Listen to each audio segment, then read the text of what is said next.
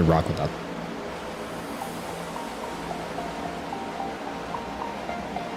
The championship fight is well underway in the Area Cup Series with 5 playoff rounds and 1 down. Our second race takes us to Fontana, California.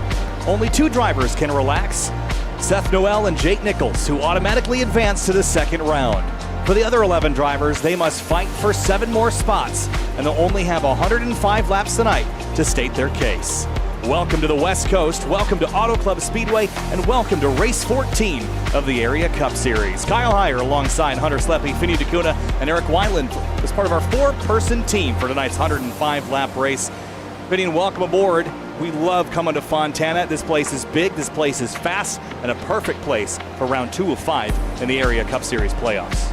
Yeah, I was going to say, we're really glad to come back here for Auto Club. No matter what car it seems to that you bring here, it always tends to put on a show here on Sim TV. And what better race than to have as an elimination round here? Like you mentioned, we're going to be sending home 4 drivers by the end of tonight. Some in a little bit better of a scenario than others, especially when I'm talking about Greg Mitchell. 29 points behind the cutoff line. He has to execute. He basically has to win this race if he wants to move on. It's a lot resting on his shoulders coming to tonight. Definitely possible, considering the fantastic finishes that we've seen at this track over the last few seasons in the area, and Eric just so happened to be a part of the first one back in season 1, but that was with the Gen 6 car. We're in the next gen. Jake Nichols obviously locked in. Beckner, the next highest, that isn't locked in, only at 19 points. Then you get down to where Ricky Springer and Michael Curran is. Curran won this race in a 3-wide photo finish a season ago, Eric, and I don't know. I'm feeling a little confident about the 24 car tonight. You may feel confident. I bet you he does not, Hunter, because he is 1 point below the cut and the pressure is on tonight. No, Hunter, I will never forget spinning and schwinning across the line goes Wineland in that season 1 race here at Auto Club, and what an awesome race it was with Cameron Hearn and Jacob Bell. But no, for these guys tonight, I mean, the pressure's on. Like I said, Ricky Springer, James Scioli had an awful week last week. I believe he missed the race, or he just had a terrible week. I can't remember. But regardless, only 5 points above the cut. It's going to be a tough one. But Kyle, we got an intense battle, not only for the playoffs here, the team standings as well. Yeah, the team standings. It's Lucky Ducks Motorsports with 959 points to Solar Flares Racing 955. So just 4 points between those 2 teams as we come into the night. So that's certainly on the minds of the drivers. But so is advancing to the next round. You guys mentioned Michael Curhan. Remember last season, it was this race. We're coming out of the final corner. It was actually Jake Nichols that looked like he was going to win, but contact with Connor Okresic led both of those drivers into the wall, and it was Curhan that came out the other side and locked his way into the final round of the playoffs last season, and he was below the cut line coming into the night. So was Seth Knoll last week. So coming into this round, is there anybody left below that cut line that could surprise us like Curhan did last season, Finian?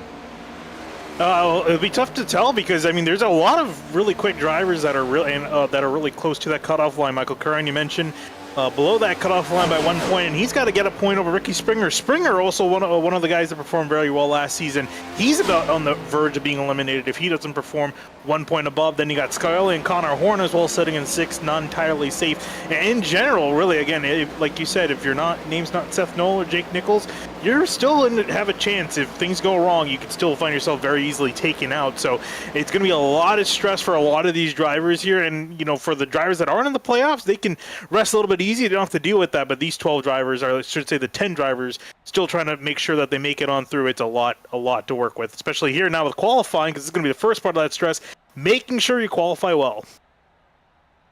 I'm looking through. I don't see Michael Curran on the leaderboard at all. Yeah, I don't either. You're making me scramble. I believe he is not here. No. You know what? He told us last week. You guys remember his sign? Yep. Yes. Yep. Remember that sign last week? He was not going to make this week, and he needed to win last week, so we can basically count Michael Curhan out. So I put my focus on Douglas Newbigging. Douglas Newbigging is 6 points out, guys. And do you know where he finished here at Auto Club last season? Nope. He finished a whopping 31st out of the race, 34 laps down. And then even then, his average running position in the race was 18.9. So in the laps that he was able to complete. Douglas Newbigging needs to have a better Atlanta, Auto Club showing if he's going to make the next round tonight. Yeah, certainly something to keep on your mind is the trends from previous seasons. You can follow the trends on twitch.tv/Area iRacing. Race fans, be sure to subscribe to the Area iRacing Twitch channel. For only $5 a month, you can watch all Area broadcasts commercial free. You can also use new Area iRacing emotes in the chat and earn double channel points as a subscriber that you can use to redeem for free merchandise. Twitch.tv/Area iRacing. So last season aside, looking with the 24 basically bowing out of the playoffs, that just leaves 3 drivers that are going to be eliminated. And you guys mentioned James Scioli having that tough week last week, Finney, and he's got to rebound this week. He's one of the winningest drivers on the season. How could he go out this early? Yeah, it's really surprising when you think about it, right? With such a lead that he came in just, but again, last week not going well, put him a lot closer to that line than he would like, but so far so good. He's pole. I mean, out of only 3 qualifiers, but we'll see if that 7 can keep up there as the next few drivers come on through. Seth Knoll, ooh, a very nice Chase Elliott paint scheme there. Up, I assume that's by mistake. Maybe we're going to try. Refresh. I mean, it see what looked it really gives us. good. Wrong car number. We'll see what it gives. Well, looks like it's it. So he will ride off into turn 3 with the green number placard. So anyone in the green is automatically advanced, with Seth Noel doing that last week with a race win, and of course the 73 of Jake Nichols. Once he starts the race tonight, he will lock himself into the second round of the playoffs. Did he become Chase Elliott? Yes. He did. Wins one race and thinks he's the. Well, that certainly isn't accurate to this year, Hunter. Yeah, I'll say. Now this is the guy. This right here, Ricky Springer. As you see the man in VR turn he just started his lap. Excuse me. He had a great Atlanta last season. He finished second to Jake Nichols, and he ran 4th on average throughout the race. So I expect a big showing from this 51 car, guys. Yeah, looks good. Looks the part. Rockets down the back straightaway here on schedule for about a 40.6 second lap time, which would put him somewhere between 3rd and 7th right now of the 11 drivers that have taken time so far as he heads out of turn 4. Ricky Springer in that number 51. Trying to keep his playoffs going with a 40.618. Good enough for 4th place and into the wall past the start-finish line. It's really interesting that He's he upset. ran the outside lane in turn 1 as he angrily destroys his car. That's a lot of money thrown down the drain. But it was surprising to me that he actually decided to run the outside lane in turns 1 and 2. I don't feel like you really see that often. Most people will do what Tyler Nichols does right here, goes down in the middle, just a lane up really in the middle, bottom lane. But Ricky Springer around the top, and I was a bit concerned on how the lap time was going to go, but he did pretty decent so far. He's 4th out of 12 guys. In my races here, Finian, the top in 1 and 2 is very strong. In 3 and 4, not so much. You're going to see most of these guys on the bottom of the racetrack, especially in Q trim. But I would not put it past some of these guys like Ricky Springer to run it up the racetrack in 1 and 2. JT Poole with a great lap just put himself 3rd. Let's see what Tyler Nichols does right here, Hunter. Yeah, it will be. Where is he? 4th. So he dethrones Cedric Hunter's time. Is JT Poole now 3rd quickest? I actually like the JT Poole machine. He's been getting stronger and stronger each week, and I think that first win's coming, but it's just a matter of time for that car as Greg Mitchell looks to start his time. Yeah. Oh, wow. And Travis Beckner jumping to the top of the standings in a near tie with James Scully on the timesheets. Shows a tie for me at a 40.549 for Beckner and James Scioli. So that's Wow. A fascinating lap. But this is a driver. I guess is the tiebreaker age? I suppose it is. But for Greg Mitchell in this number 2, a win would be very well timed tonight. He'll be battling with Cedric Hunter and then a couple of those above the cut line to try to advance his way. And he's a long ways out, guys, so it's going to be a win or nothing for Greg Mitchell tonight. And that's the interesting thing about his situation is because he basically can just throw anything at the wall. He has to go for the Hail Mary. He can't go for the safe option. He needs to go for the long shot because he needs it to work. He can't just have a good points day. He needs to do extremely well or hope his other competitors very horribly. Wow! What a statement. Jumps to provisional pole. Yeah, that is a statement run there from the 2 of Mitchell. Still giving it cars left to go out, but by a good margin too, half a tenth. Eric, that's just what you need on a night like tonight for Greg Mitchell to go out there and make a statement. Do you remember who got pole last week below the cut line and went on to win a race? It was Seth Knoll. Yeah. I mean, you guys said it, making a statement. I suddenly feel very much more comfortable if I'm Greg Mitchell with this raw pace that he appears to have in his machine tonight. Rafe Slate taking the top on his lap. I like this. I like the contrarian, but still able to have speed in the car.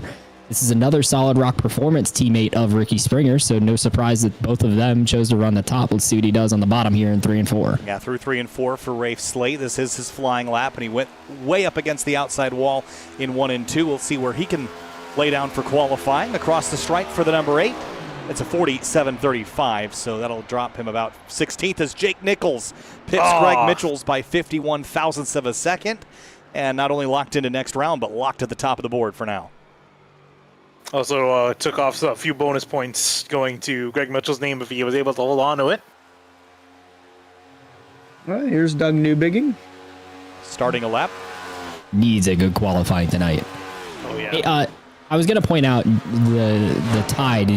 Have you guys paid attention to Sim Racing Twitter in the past couple weeks? You remember the Firecracker 400 being run just recently? Yeah. Did you see the whole controversy about the 10,000th of a second being measured on iRacing and whether we can see it or not? There's a driver that was attempting to qualify for the Firecracker 400, and like 3 of them had the same time.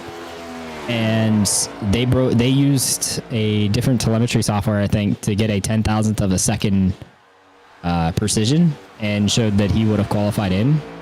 Alas, iRacer did not accept that because of their rulebook. They played it by the rules.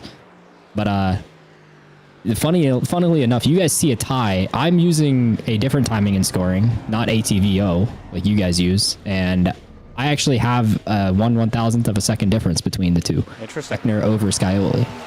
So, by the way, when all that was happening, as Chris Rabel goes 14th quick, Douglas Newbigging up to 3rd place. So, Finian, the drivers that needed good, even Cedric Hunter's in the top 10. All 3 of the drivers that need to advance forward in the standings have qualified top 10. Now, there's not a ton of playoff competitors that aren't in the top 10, but some have yet to qualify, including Connor Horn and the 3 of Reinhardt's. Yeah, both of these guys, again, they're not out of it. They're still in the playoffs. That being said, they need things to go their way. They can't really afford to be starting from the back. They need a decent qualifying effort in the midfield, upper midfield. Can the 42 of Connor Horn execute here as he comes across the line? He's going to be a little bit further back than he probably would have liked. 16th quickest on the board. Dwayne Culberson out there in the 81 now. Still waiting on Ryan Hartz, who actually, Ryan Hartz did attempt to make a lap. And didn't complete it. And then, so he made a mistake, so he will be starting for the back. That is going to be treacherous for the 3. Can you say the same about Connor Okrezik? I'm not sure. This man, Connor Okrezik, was fighting Jake Nichols for the win last season. Same thing. Started a lap, didn't complete it. Long time. But let's see what Culberson can put down here if he can get himself a decent spot. He's a Solar Flare Racing team member, and they are 4 points back of Lucky Duck Motorsports in the team championship, as we pointed out at the top of the show. 21st for Dwayne Culberson at a 40.807. And our final qualifier for today, looks like about a half dozen or more, will not get laps in here before the end of the session. Quick look at your qualifying results. It's Jake Nichols at the top of the board. Then it's Mitchell, Newbigging, Travis Beckner, Scioli, the rest of your top 5. Then Sturgill, Poole, Weishart, Nichols, and Cedric Hunter, the rest of your top 10. 105 laps, Finian. Consistency is going to be the key in this race. And making it to the end after playing a 2-stop pit strategy with our fuel window tonight. Those are all things we have to consider. Yeah, I'm really interested in seeing how Douglas Newbigging and Greg Mitchell do, starting both in the top 3. It's a really fantastic performance because, again, this is a race they both needed to step up in, and they did exactly that. They barely missed pole, with Jake Nichols just squeezing his way into there. But now with a chance of some really solid points again, Greg Mitchell, he's going to probably have to end up winning this race to get it done. Newbigging is has a solid chance of racing his way in if he plays his cards right. And the big question is, they did a great job qualifying up there. Can they stay up there? Do they have the race pace throughout the run, over the long run if we do get it, to keep up there and fight with the big guys? Race fans, start your engines with a fresh cup of Roasted Gems coffee. Choose from some of the finest coffee beans from Colombia and Peru, or try the blended flavors of French vanilla and hazelnut. Use discount code AREA iRacing for 10% off your order at checkout at roastedgems.com. Well, it's time to head down to the start line and get our starting order presented by Roasted Gems Coffee underway. And it is a 33-car field tonight. We certainly have a large field this late in the season, which is always great to see. And it's about time to roll through it. It's run number one, going to be Jake Nichols, locked into the playoffs the second round. He rolls off on pole. Greg Mitchell, as far out as he can be, needs to win tonight to get into round two.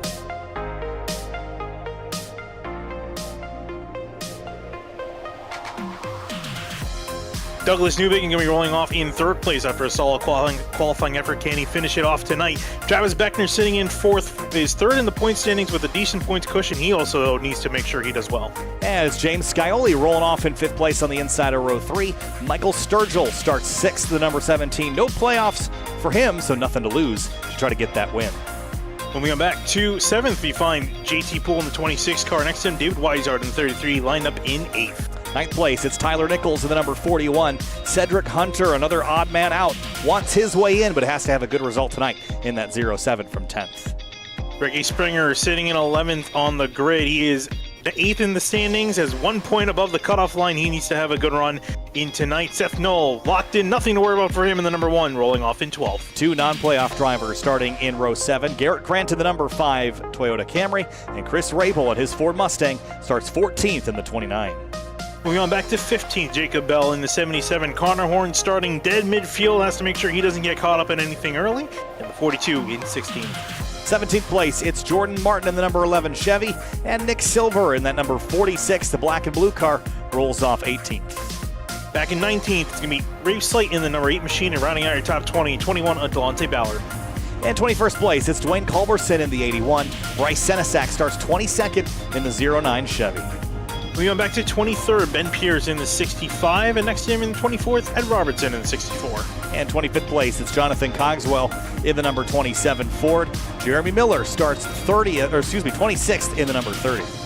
Moving on back to 27th, Ryan Hards wasn't able to get a qualifying effort in. He's way down the order, needs to make sure that he gets himself up there and gets through the traffic efficiently in 27th. Brandon Bowie next to him in the 23 and 28th. And 29th place, it's Skylar Shackelford. Connor Okrezik almost won this race last year, starts 30th in the number 14.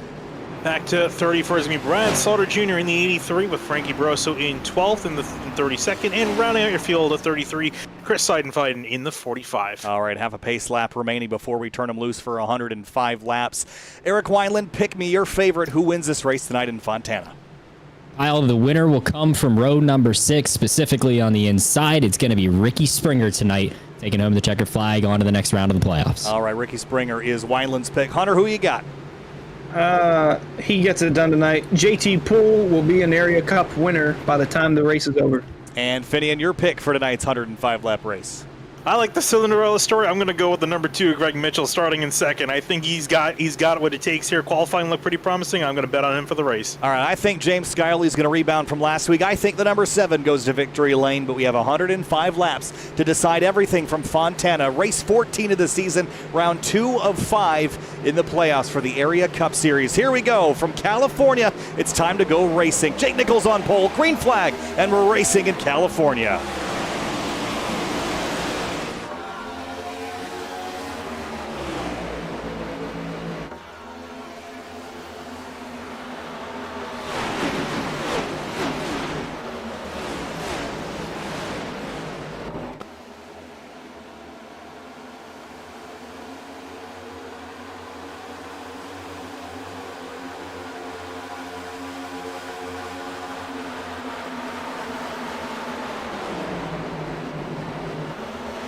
Three wide midfield as they come out of the fourth corner for the first time. The 2 car bounced off the wall, leaving turn 2, Finian, so that's early trouble for a driver that really needs a good result. And by good result, I mean he needs to go to victory lane to move on next week.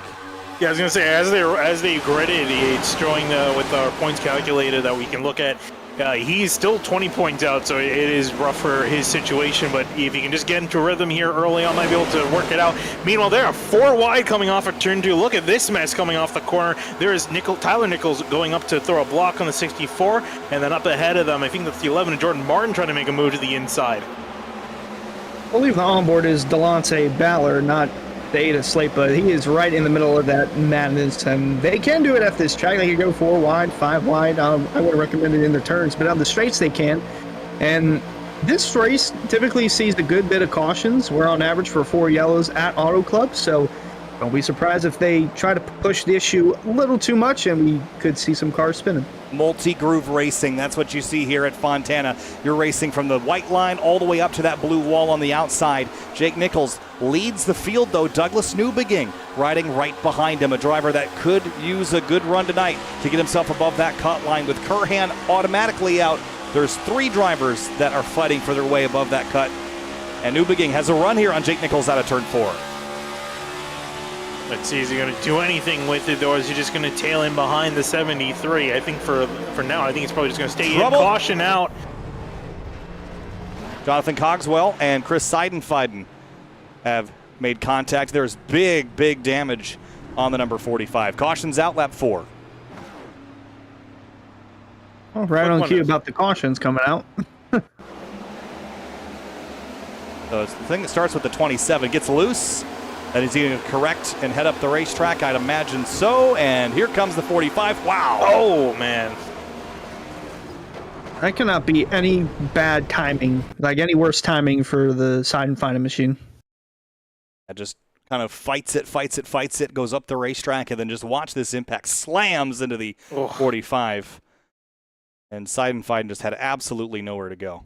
Yeah, I was going to say, a heavy impact for both cars. And like you mentioned, he's just running up there, sees a 27 spinning out. Okay, he's going to spin to the inside, and then, oh, God, and nothing he can do. And that is going Might to be an early end to the night for him. I'd say so. I'd say that's about as final as it's going to get as far as damage goes. Looking pretty secondhand, I'd say. He did drive it back to the pits, though. I don't think Cogswell did. I think it's missing, or the left front tire. Missing a couple pieces. Yeah. Looking a little worse for wear. Cogswell would have had an EOL penalty, but I don't think he will also continue. So, kind of early for pit stops, I'd imagine, Eric. Oh, absolutely, Kyle. This is not going to put him in any sort of fuel window. We expect it to be about 42 to 46 laps tonight. So with 100 laps still remaining, I don't think you can stretch this tank to 50 laps. So I don't expect many to be down pit road, mostly just damage fix, including Jacob Bell, who pit too early. And as I say that, everybody's going to point out that I am wrong and they want fuel.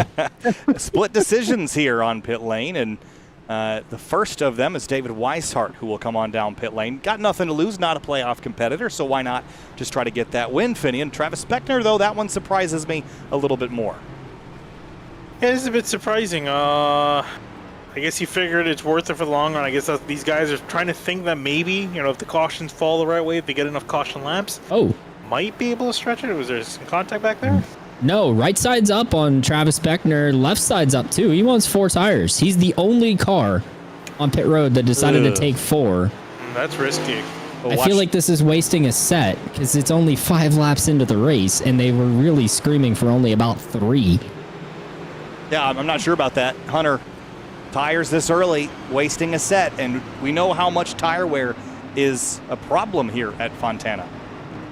Yeah, but if it's just a handful of laps, I wouldn't come down pit road. As Weishart would say, he must have Childers on the pit box because the self-proclaimed Harvick fan likes to say that Childers always takes 4 tires no matter what, and it seems like that's the case for Beckner. But I was going to say, we don't have a lot of yellows towards the later ends of these Auto Club races. The last caution comes out with around 40 to go. Really, most of the yellows come out very early on, so the fact that he took a set of tires completely surprises me. So with our first yellow at lap number 4, we should be expecting the 1 to green this time. Looks like Seidenfeiden and Cogswell will likely be out with their damage. That will reduce the field down to 31. I see some more tickers on the pit lane. Connor Horn coming down, as well as Ed Robertson and Beckner again. I would assume this is just the top off there. It is. It 100% is, but I don't think you can stretch it. By the way, I had some radio. I'm not playing Chris Seidenfons. There was about every 4-letter word in the book said in that channel. Partially because they knew I was in there and they were messing with me. But I did have radio for you guys from Delonte Ballard, who you guys were pointing out was in the middle of 4 wide on the start. Listen in. I'm just, I already got my lap lids, so I'm happy. I want to get right over here. Locked in. Oh yeah, holy. I like how we're fanned out, but it's insane right now. Yeah, just be smart. I know things are going to be really bad early, so just got to be smart. Take care of it. So Jake Nichols basically locked in on points, helping coach his team because they are very much in this points battle with Lucky Duck Motorsports. Yeah, the team battle certainly on the line, as well as the fight for the championship that Jake Nichols is already well on his way to doing. So we're going to restart this time through at lap number 8 of 105, and it's a long, long way to go. Once we get into those long runs, though, tire wear and lane selection will be a big deal. We've seen top lane, we've seen bottom lane, we've seen middle. We'll see how the lines and runs transition over the course of this race. That pace car going to make the left-hand turn back onto pit road. And Jake Nichols in the number 73, that purple Solar Flare racing car, going to lead us down once again. And here we go. Green flag back in the air from Auto Club Speedway.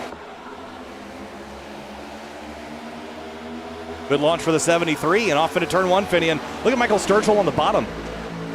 Yeah, trying to see if he can make some noise here. If he can get to the inside of the 71, it's going to be hard, though. It gets a little bit of dirty air. Newbegin benefiting from some cleaner up on that top side. And I'm really curious to see if he's willing to do something different this run. Looking, meanwhile, at Seth Knoll in the middle of this pack, trying to figure out which way to go. He can't really go anywhere. Whoa, Slaughter gets very close to his door as he starts to lose out in the middle of this entire group.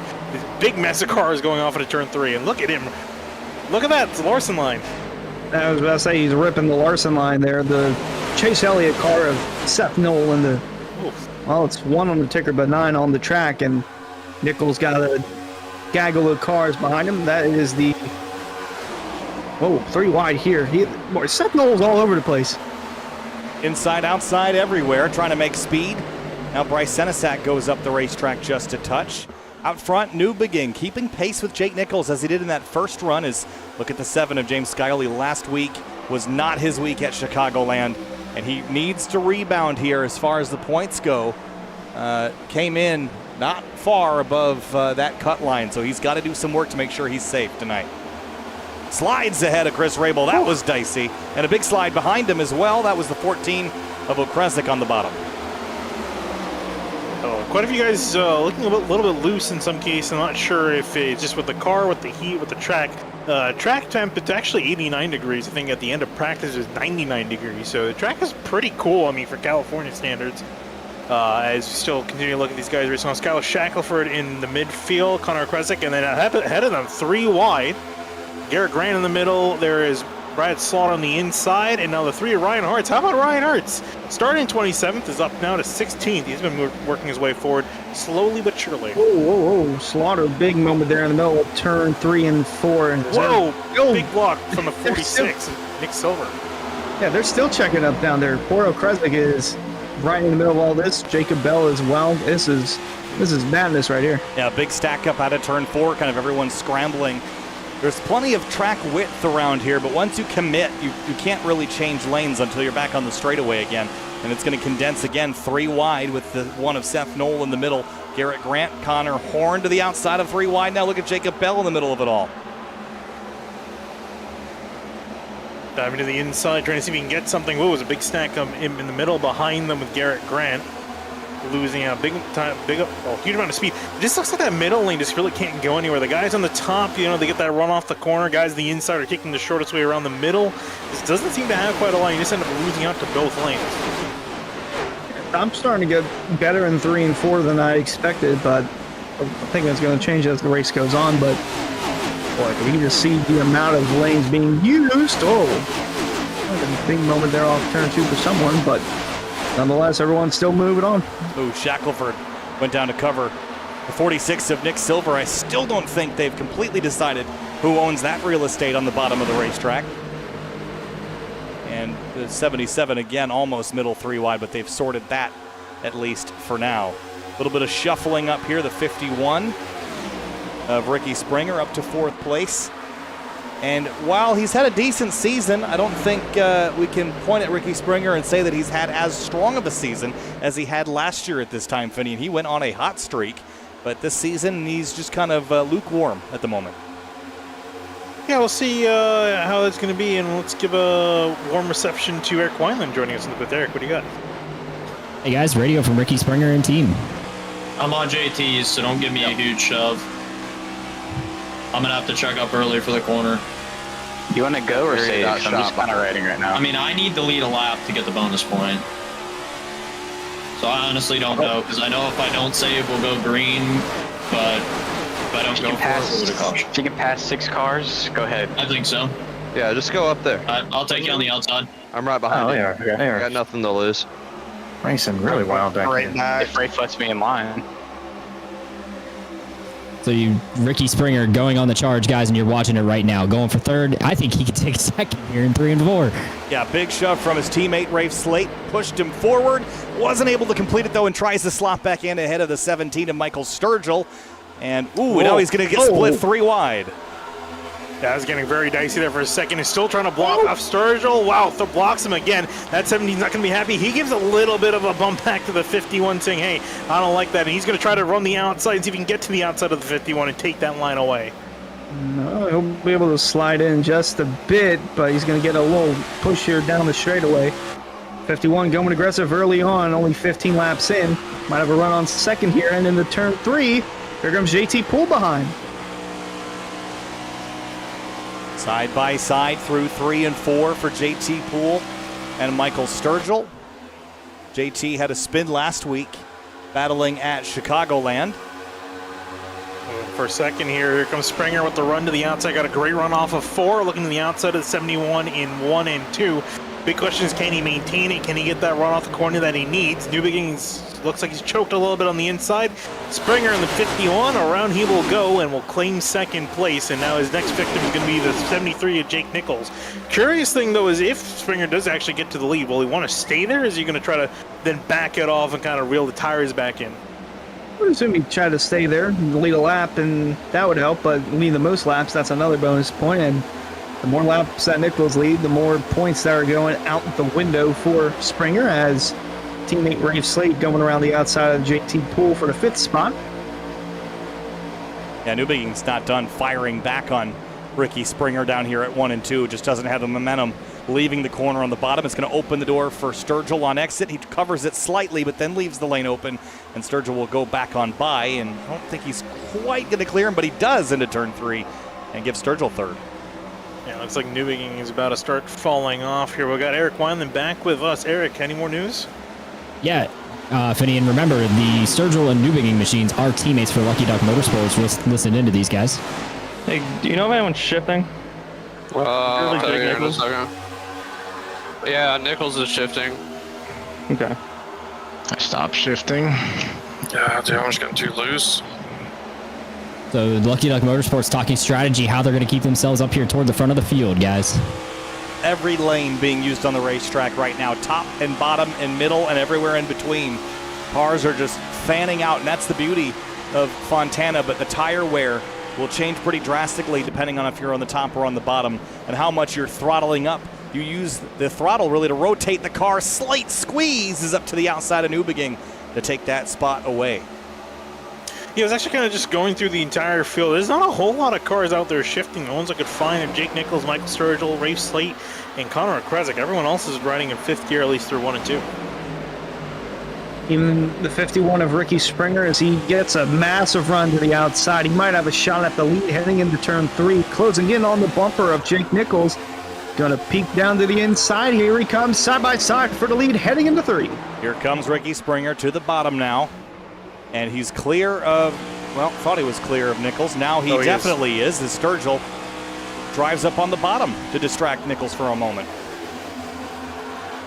It looks like the 73 didn't fight that as much, or nowhere near as much as I would have thought, unless he realizes what the 51's going to do. Maybe just kind of get that lead lap and then, you know, kind of relax a little bit after. But meanwhile, here comes Sturgill trying to make some noise. Goes to the inside of the 73. He will claim second place. Nichols tries to get that back on the outside, seeing if he can get that run. He will, because they get the slipstream out the 51. And oh, Springer going down to try to pull Sturgill along so they can continue to fight. And to break up the draft between him and Nichols, because he knows that 73 is quick. And he's still looking on that outside. 17 of Sturgill, not in the playoffs. Neither is the teammate of Ricky Springer, Rafe Slate, although he's got his hands full. In the middle of 3 wide with Newbigging and JT Poole as they cross the front stretch. Newbigging's got to stay in this, guys, because as it stands, as the points run right now, only 1 point out of the playoffs to Connor Horn and only 3 points out to Travis Beckner. Both of those drivers aren't having exceptional days so far, but something to consider is that if Newbigging finishes well and one of those drivers has trouble, he could move forward, but he's under attack right now. Here comes the 7 of Scioli to the bottom. 7 of the Scioli to his bottom, and then up on top, Greg Mitchell trying to see if he can get around the high lane. Around the 71, can't quite get it done, but Scioli's still working that bottom lane. He's going to push up on the 71 just a little bit. And the 71 and Newbigging getting a slipstream from Slate, and Slate kind of bobs and weaves down the front straightaway trying to break that draft. Lucky Duck Motorsports all inside the top 10. Got Sturgill in second. Then you got Newbigging, Scioli, and Cedric Hunter all inside the top 10. And Nichols falling back to third after Sturgill took second away. And it's single file for the first about 5-6 positions. And you get back to Scioli and Newbigging still going at it. But here comes the 73. And Nichols down low for second. He wants it back, and he's the king of tire saving. So if he's dropping back, you know that there's something to be saved in the tires. If he's driving forward, you know there's no more conserving in the 73 camp. Look at this big defensive move there from Slate on Newbigging, and he turns him. Contact down the front straightaway, around they go. He's going to come back in the field. Does he claim anyone? I think might have hit Slaughter, but the caution will wave again. And that is not what the 71 needed at all. No, and he almost clobbered the pit wall as well, inches away from ending his playoff hopes instantly.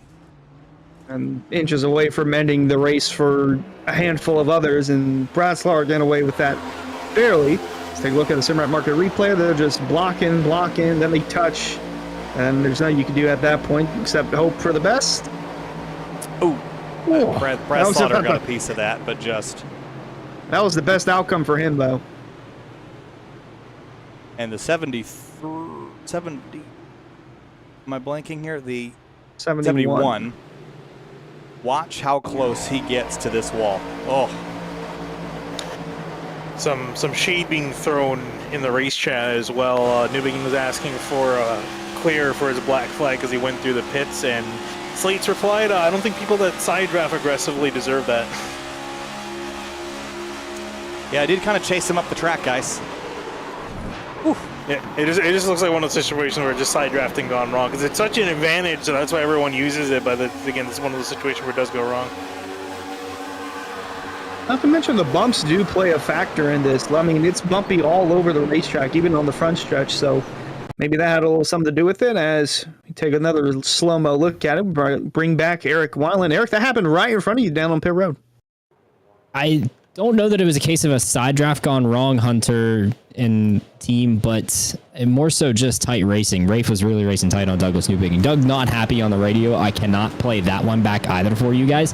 The 71 definitely not too happy. He was more worried about trying to get his penalty cleared too, because he slid through pit entry there right after the wall ends. You're still at pit entry even on the apron. So 4 tires and fuel coming up for the entire field. James Scioli was one that was very happy to finally get it. He said this is what they just brought the yellow out right at the point where tires started to matter. So obviously guys are going to come down and get another fresh set of tires. Travis Beckner in for his second stop for 4 tires, guys. So it's another set gone on the 28. He's down 1 set compared to the contact in the background. There's a car in the wall. I think it was Connor Okrezik.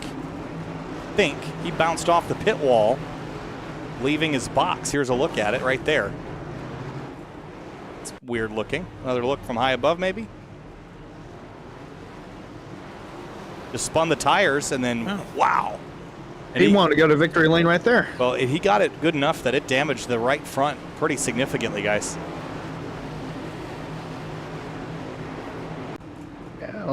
probably have to come back in and take a look at that. Maybe some optional repair, but Guys, new bigging down and away, no damage on the 71, just the spin. So he's still in the fight for the playoffs.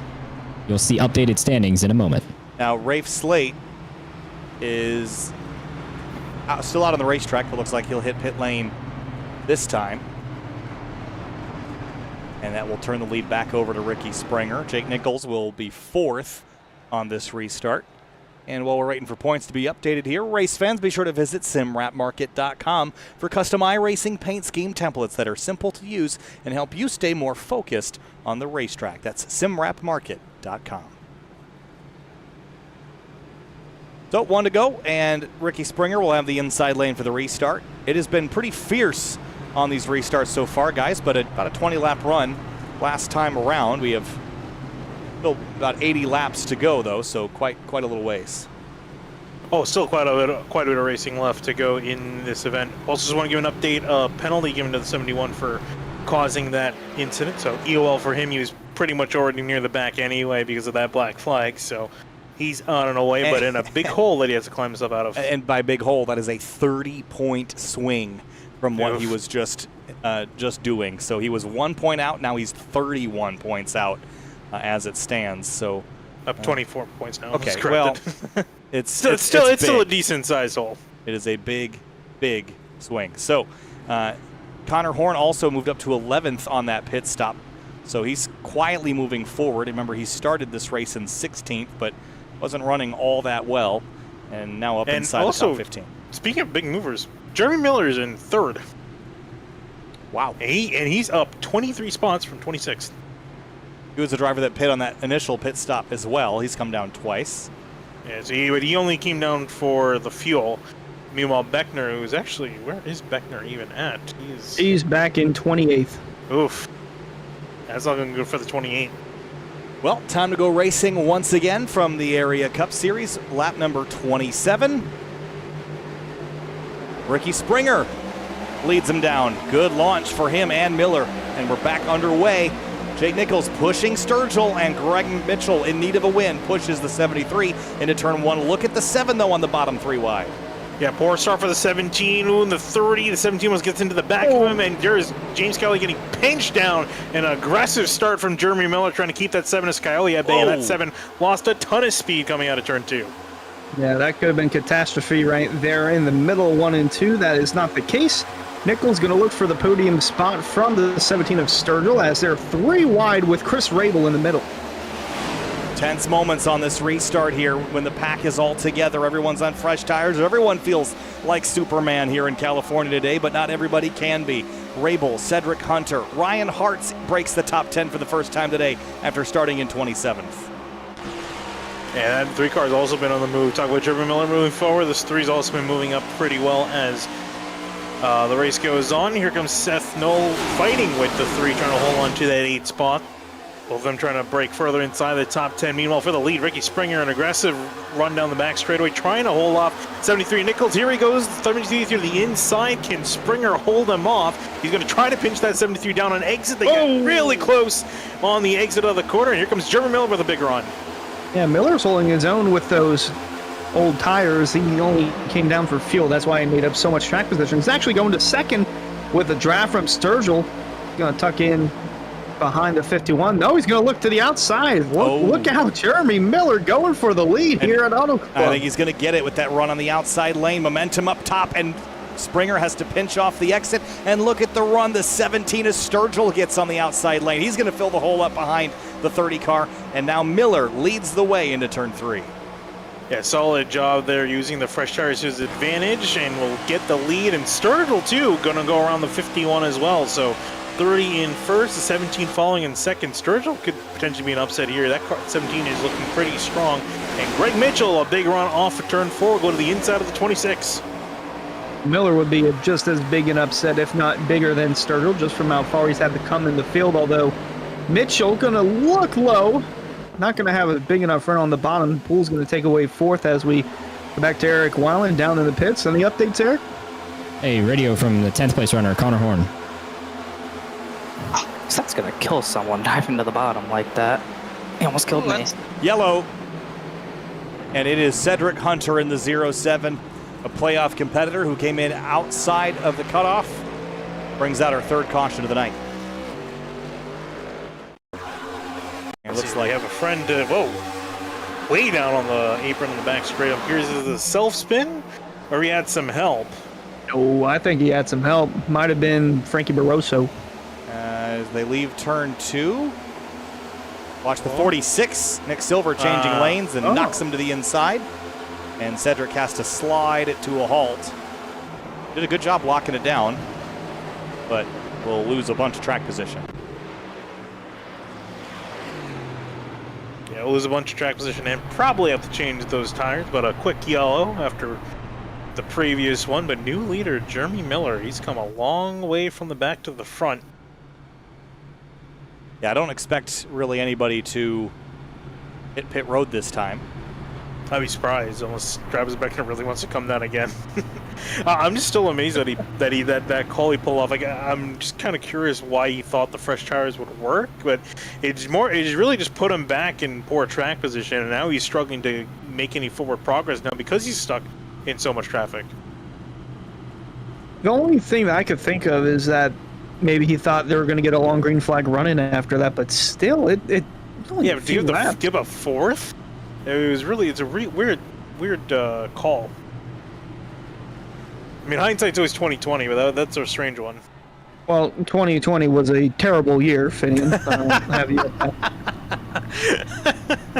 I guess that saying is really cursed now, right? 2020 vision. Well, under our third yellow of the night, and race fans, be sure to check out rickshotsauce.com for some of the best hot sauces made locally in South Florida. Try the Loxahatchee Classic, Golden Garlic, Palm Beach Pineapple, or South Beach Heat.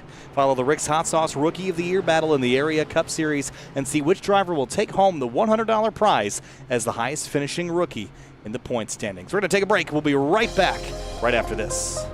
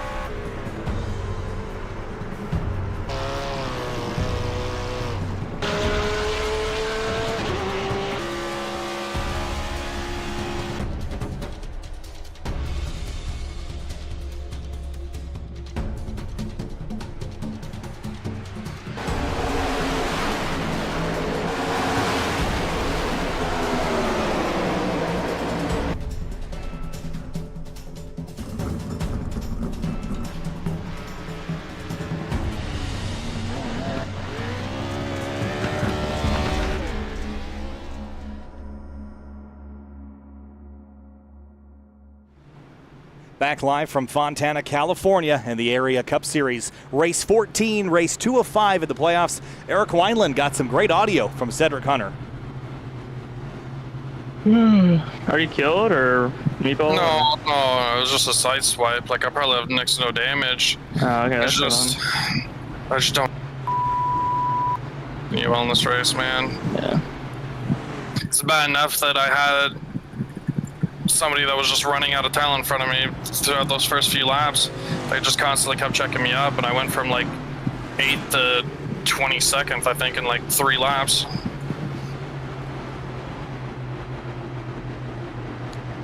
So some dramas there from the 07 as he will restart back in 27th place. A couple other takers on pit lane that time. Connor Okrezik, Garrett Grant. Everybody else stays out. We'll restart with Jeremy Miller, the leader. He's on the inside. Michael Sturgill on the outside, restarting lap number 34 of 105. Goes pace car onto pit lane, and here we go. The officials got the green flag in hand. And racing once again in the Area Cup Series. Oh, big jumble up on the outside lane there on the restart. Oh, wow. Oh. Travis Beckner, he tried to jump the start a little bit, and Bryce Senizak just came up there and pretty much put the 20 in the wall with the block. Well, that's an interesting restart there for Beckner. Don't know how Four that's wide, gonna guys. work Four in the wide. end. That isn't going to work. Four does not go. There That's they right go. in front of Beckner, There they too. go. And there it is. Wrecked on the back straightaway. The 41 Tyler Nichols around, and the caution fly will fly again. Keeps it off the inside wall. Yeah, we've hit our average of cautions at Auto Club. Third of the way through the race, too. That almost could have been disastrous there because Douglas Newman was on the inside of this. Yeah, I saw this coming when they came up off the corner here. I knew that this outside 3 was going to get pretty dicey. And the 09 comes off just a little bit and bounces into the 11 of Jordan Martin. And from there, not much the 41 could have done other than just not be there. Well, kind of think Beckner kind of has to be a little bit glad that he got put in the wall. Yeah, I was because going to say if we can take a look at that restart. if that didn't happen, he most likely would have been caught up in that crash. Oh, that's a jump, guys. For me. I have to look again at the flag stand, but Yeah, I mean, if he timed it right, he should be. Because can he get a penalty from deep in the field for that? Or is that more of the no, I don't think so. No. Unless you make a pass. Oh, yeah, it only applies to the front, too, right? Well, let's bring in Eric Wineland. Eric, is this a jump by the 28 of Beckner, or is this a clean restart for him? So this is clean. He's allowed to pass to the right as per iRacing rules. He also went after the leader had gone in the restart zone. I was actually just reviewing that while you guys were talking about it. So he probably saw the green lights, got on the gas, and went. Now, you know, some guys aren't happy about that sort of thing. Bryce Senesac showed his displeasure. You know, don't jump the restart there, Travis. But realistically, I mean, he did go after the leader, and you are allowed to pass to the right. So some guys just choosing not to defend their position, unlike Bryce Senesac. Huh. Interesting. Got up and went. He was ready. He was ready, but Bryce Senesac said, nope, and you're going to stay in behind. So, lap 36 now. The momentum slowing of this race just a touch after a 20-lap run after our first yellow flag at lap 4. And JT Poole runs second. He's kind of crept up into the mixture here, Hunter, and we know he's good. He's been in the mix before, but still winless in the Cup Series. Yeah, he's been getting better in the Cup side of things. He won in the Truck Series not too long ago, but looking to add a win to the Cup side of things. He's coming off a third place finish from Chicagoland, so really, really good run for him there. Really hasn't finished over the last 6 races. He's finished inside the top 10. His worst finish coming at Darlington, and that was from a disconnect issue. Other than that, his worst finish has been 11th. So he knows how to get the job done, and it's just, like I said, it's just a matter of time before he finds his way into victory lane and brings Ricky Bobby along for the ride. So JT runs second. Ricky Springer back to fourth. He's led a couple of laps tonight, 10 total. And the 73 keeps slipping backwards despite having led the most laps so far, Finian. So he kind of needs the restarts to stop happening. He's much better on those long green flag runs. Yeah, he was on the 73. Always want to keep an eye on him when it comes to his tire management. He's one of the best, and he's really good at tire management. So good that he can lead a race and still somehow manage to save his tires. But so far, yeah, this track position has not worked out for him. These restarts, these short runs have not been working out in his favor. He's been kind of slowly shuffled back, as you mentioned, and I'm sure he's going to want a longer run so he can kind of sort his way through the order and claim back that top spot. Otherwise, he might continue to drop back a little bit further more and more. Again, it's not the biggest concern for him because he's making it through no matter what tonight. But I'm sure, you know, Jake Nichols, he definitely wants to win this race. Especially if someone like, say, Greg Mitchell comes through, gets the win, and then he wins the following week, then that's someone that Jake Nichols could be going after for the championship and could see as a major threat to that championship. So, and that goes for anyone, really, Poole, Springer, but for Greg Mitchell, and it's a win and in scenario, that win could be crucial to Jake Nichols, not only with extra bonus points as well, but just eliminating the competition from going any further for their own championship push. Hunter, I know you love your stats. You know how many cautions we had here in season 2? I think it was 8. You are correct. Ed Robertson went on to win that race, so we may see a wild card winner tonight too. With the amount of yellows, maybe the attrition level is going to go up here, guys. as we get ready to restart here with 68 to go. Long way to go here in this race still from Fontana, California. The Area Cup Series back underway in a moment. Green flag back in the air. Nice clean start this time. Brad Slaughter Jr. looks to the right, but here comes, who's that on the way outside? Ryan the Hartz. 3 of Ryan Hartz sneaking up there, 3 wide. Trying to make some moves. David Weishart also was looking up there. Nichols in the middle of all this, and he's probably going to drop some more spots here. That middle, I just don't think it's going to be good. That back end swinging out, not completely stable as these guys are trying to push it hard off at turn 2. 3 wide. Ricky Springer all the way down on the white line. Seth Noel also down on the white line further back in the field. He'll head off into turn 3, fanning out. And JT Poole's trying to eye up the 30 of Jeremy Miller. Oh, but here comes Springer with a good run on the outside through turn 4. Sturgill trying to get in line, will do so. It was very close between himself and Weishart, but got the job done. Here comes JT Poole now. Nope, gonna tuck back in line before going into turn 1. Yeah, that was a big move. Everyone's getting really right. Trouble behind him. Again. Crash in turn 1 and 2. This one's going to be a crash bigger for one. Brad Slaughter. That car, front end of the car is destroyed. Brad Slaughter Jr. grinds to a halt on the apron. That car absolutely destroyed. And let's see what happened to the 83. Look at the 28 car in this. I think he might have something to do with it. Oh, right here. Ahead of him. And then, Oh, wow. It was the Brandon Bowie machine that was the first car to get turned. And it was off the bumper. Is this Delonte Ballard? Yes. Right here. Boom, Yep. hooks him and then gets Nick Silver. Nick Silver, yeah. Then, oh man, what a hit. Wow, was that Doug Newbiging in the back? That I think that was Doug Newbiging that was right in the middle. that rank avoidance there. Oh my gosh. Oh, we haven't seen on board of that. Douglas Newbiging in the 71. Here is what it looked like from the nose of this car. That's another close call for him. Whew. Did a great job jumping on the brakes. And you have to feel Sense for the Brad danger. Slaughter here. This is just a huge impact. And he gets kind of double whammied with the 09 as well. Yeah, he's a bit annoyed with how hard people are racing back in the pack, and I'm sure this is going to only add to that now that he's basically taken out of the event. Yeah, I can't disagree necessarily. Big moves being made back here for pretty deep in the field pretty early in this race. That's resulted in a lot of crashed cars.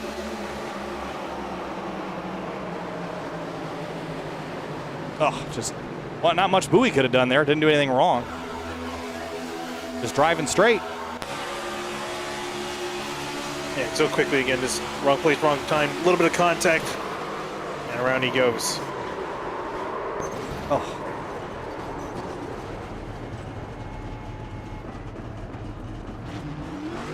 Guys, the Bowie Esports team understood what happened, but they were not happy. Just don't.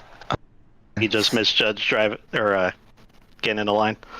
Yeah, because I was coming in pretty quick, and he was trying to get in behind Bowie, and yeah, just missed it by like, can't tell if it was 3 inches or a foot. I couldn't really tell, but it was. We can't go green for longer than 2 laps because people are impatient. That's the answer for that. Pretty much. So you can definitely tell there that Brandon Bowie upset that the field can't get it together and go green for longer than 2 laps. Delonte Ballard will get an EOL for causing that collision. We'll restart at the tail of the field. And kind of the strategy kind of gets confusing here, Eric, for me, because this kind of opens up the question of when do you take tires and when do you leave it, right? I mean, maybe right now the answer is obvious, but we're 16 laps into a run with a couple heat cycles now, so I think soon that will not be quite an obvious decision. So the one contrarian, if you guys can believe this, is Travis Beckner, who last was on pit road 6 laps ago. Most, as you pointed out, were 16 laps ago, though from 20th down, they've pitted within the last 10 laps. Most of them damage fixed, but some of them, I mean, every time you're going to be topping off fuel. 64 to go. I mean, for those guys 20th on down, I'm splitting it in half. I'm thinking 32 laps to go. We're coming into pit road. The guys that have 17 laps on the tires, it's tough. You want to split your run from where you took them on, but obviously, like you said, a couple heat cycles and not a ton of green flag laps on these tires, Kyle. It's going to mostly come down to where they feel they can fit themselves in and who wants to jump on the tires the earliest to get the undercut, and if they can hang on the back end. Now, lots of racing left to go still, so we'll see how things pan out. Again, if this race goes green, it actually ends pretty quick, but if we get these yellows, it will drag this out quite a ways and force the strategy to maybe kind of get off cycle for some of those that have a slightly different plan. So Jeremy Miller leads the way. It'll be JT Poole to his outside, Ricky Springer third, Michael Sturgill fourth, and Greg Mitchell lingering in the top 5. This is where he should be, guys. The only driver with the yellow under his number. And remember, those are the drivers that came into the night below that cut line. So he's in position. He needs to win, but we've seen drivers do that before from further back than 5th. Yeah, I was going to say, you basically said it there. He's doing what he needs to do, but to really do what he needs to do by the end of this race, he does have to get that win. But staying up there is good for 2 reasons. A, you got a good chance of getting the win, and B, you're also staying out of the trouble in the back where a lot of the wrecks are happening. So, meanwhile, Doug Newbegin is dodging and weaving through traffic and the accidents swerving around him. Hopefully he can make it through to the front. We'll see. Space car dives off. Since Newbegin got back there, he has narrowly missed 2 crashes. Will his luck run out, or will he work his way back forward? Green flag, and again, it's the 3 of Hearts jumping to the outside lane. Already making moves, trying to go to the outside on Mike Sturgill and heading off into turn 1. JT Poole following with the 51 Ricky Springer. He's trying to work to the outside of Jeremy Miller. It might be set up for a strong run here heading into turn 3 as Springer closes in on Jeremy Miller. But behind them, there are 3 wide, sometimes 4 wide. You get a little further in the back, but Mitchell and Nichols fighting for 8th as they head out and 4 wide into turn 3. Yeah, there's just cars everywhere. Jake Nichols just trying to get to the high side so he doesn't lose any more spots. He's down to 9th place and trying to work his spin behind him. Oh, Beckner. That was Beckner. Through the grass at 140 miles an hour. Back rolling, but he will lose a lot of track position. I got close on corner X. I think a car came down into him, and that's what sent him in the grass. For the lead, Ricky Springer made a dive into turn 1 on the inside. Miller, though, kept to the high side, got the run off the corner, will barely hold on to some side draft from the 51. Oh, look out! Oh, he's going to turn him! He saved it. He's still saving it. 3 wide.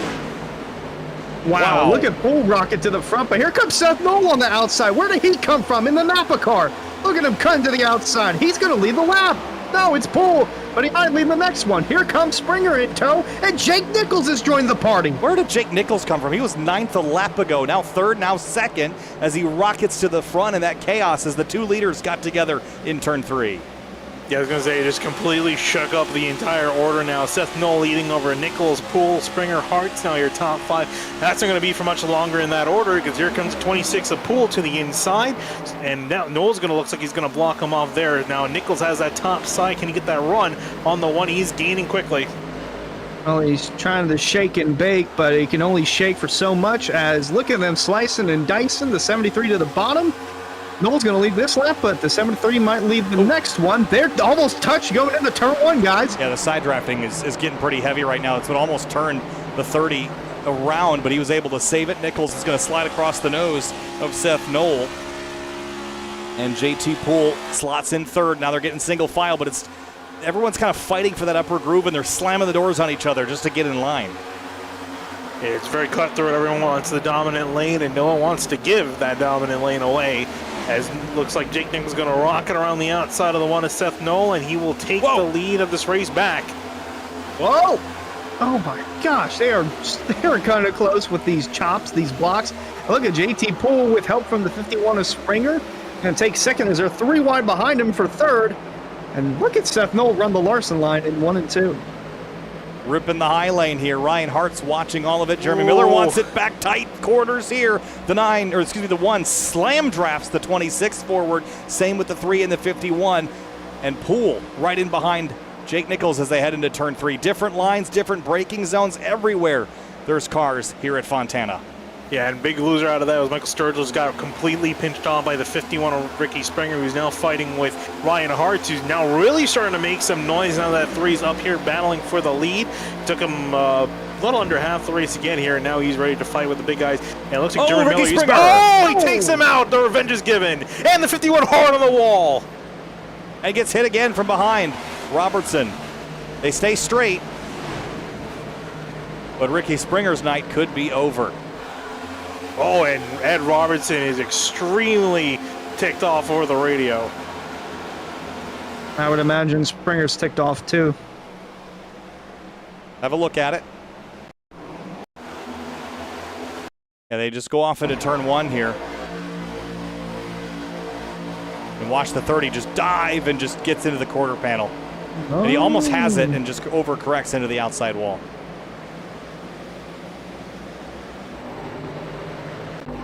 And down pit lane, and that is likely it for Ricky Springer, and this is not what he needed.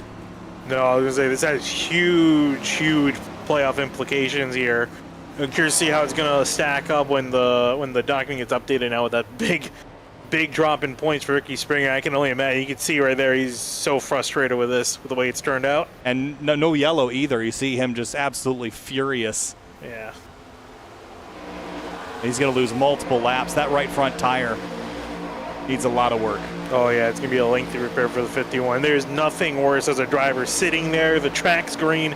All of your other competitors are out there gaining laps and points on you. There's nothing you can do but wait to get your car fixed.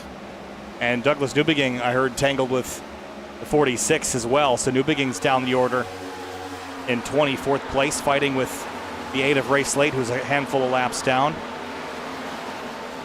But Springer is still on pit lane, and that right front is not going to get fixed anytime soon. And he's going to have to hope that things go really poorly for a bunch of the rest of the field now. Eric Wineland. Guys, you want a drama, you get drama listening to the radio. Ah, gosh. I hit him just as lightly as he hit me. It's not my fault. I'm the better driver and held on to it. They disabled driver chat. They didn't say disable Jeremy's Discord chat. Wrong chat. Overcorrected into the wall. He was fine. He's a hack, and that's his problem, not mine. Well, there's Jeremy Miller's take on the incident, guys. Spicy, well, man. Rick's see hot how that sauce one ends up. all over. That is spicier. That is 10 million Scoville units, I think. Wow. Be sure to check out Rick's hot sauce, by the way. Yeah. I was going to say, forget tuning in about the Rookie of the Year standings. You got to tune in for this. This is spicy out here on the racetrack. They had to disable the driver's chat you heard him mention because everyone was just throwing shade at each other. And there's Ricky Springer out on the track. And I'm curious what he's going to do because there's nothing he can do to get his points back, right? Benny, do you see his wheel? It is not straight at all. That right front is not fixed. So I'm really curious what the game plan is going to be 51. Is he going to just go out there and just try to ride and get as much points possible, or is he out there with a mission? I hope it's not the second part. He's going to come back in. I was going to say, if he does that, Miller's running 4th. If he does that in the middle of a corner or even on the entry into a corner, that could take out Hartz, Horn, Skyler. They could take out a bunch of guys, too. So, well, any reaction would absolutely guarantee his elimination from the playoffs. Where right now he's got a chance. It just requires everyone else to have a really bad day around him. And now, without that causing a yellow, everyone's beginning to spread out, which is not what he wanted to see. No, it's not. But granted, a lot of the guys that do need to do well, they're not doing as well at the moment. I'm sure he's going to hope that kind of stays like that. Again, going to wait and see when this gets updated with the points, how it's going to play out. But so far, so good, question mark for him.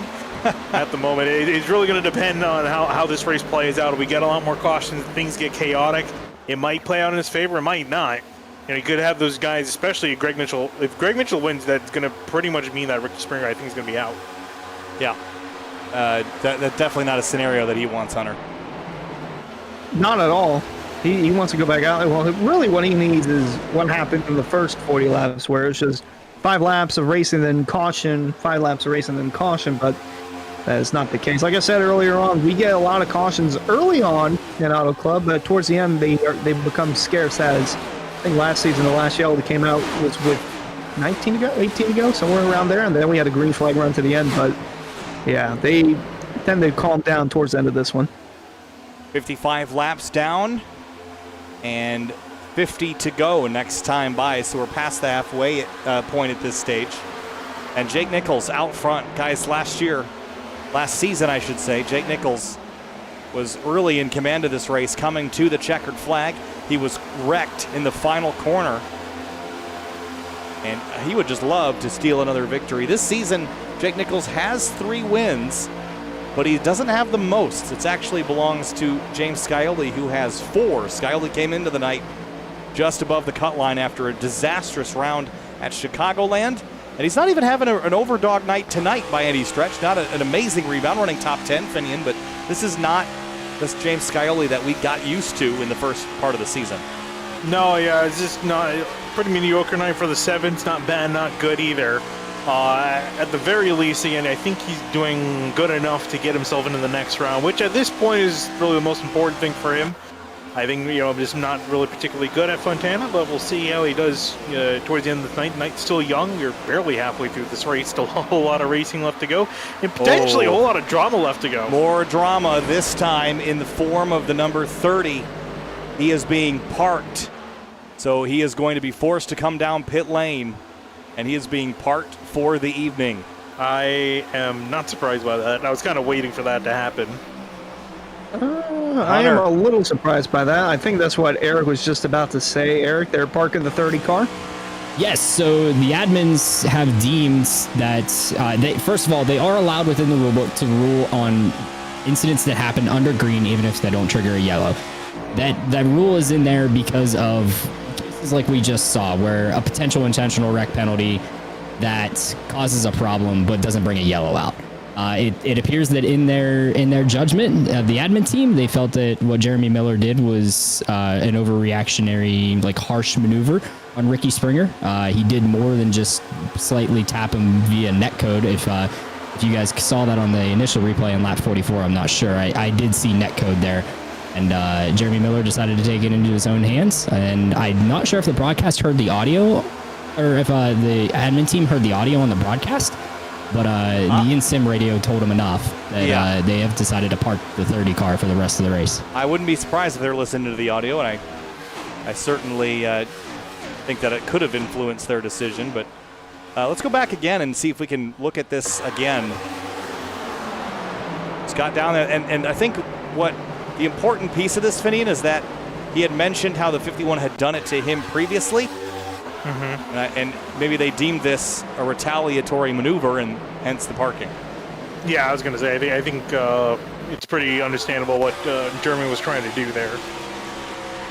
Yeah, he just goes in there in the 51, and he almost saved it. But we've seen these guys, especially in the middle of the corner, these cars are extremely on edge, so it is really tough to save them. And then Ed Robertson collecting collateral damage out of that whole incident. So that's who I feel bad for the most, and I think the admins will take into consideration that incident also puts the rest of the field at jeopardy with shenaniganry, if you will, happening on the racetrack. So I could say, as the head of race control here at Area, I'm proud of the team to step up and make a call. I'm sure they will catch heck for it after the race, but we regardless move on. Jake Nichols still in the lead, being chased by Seth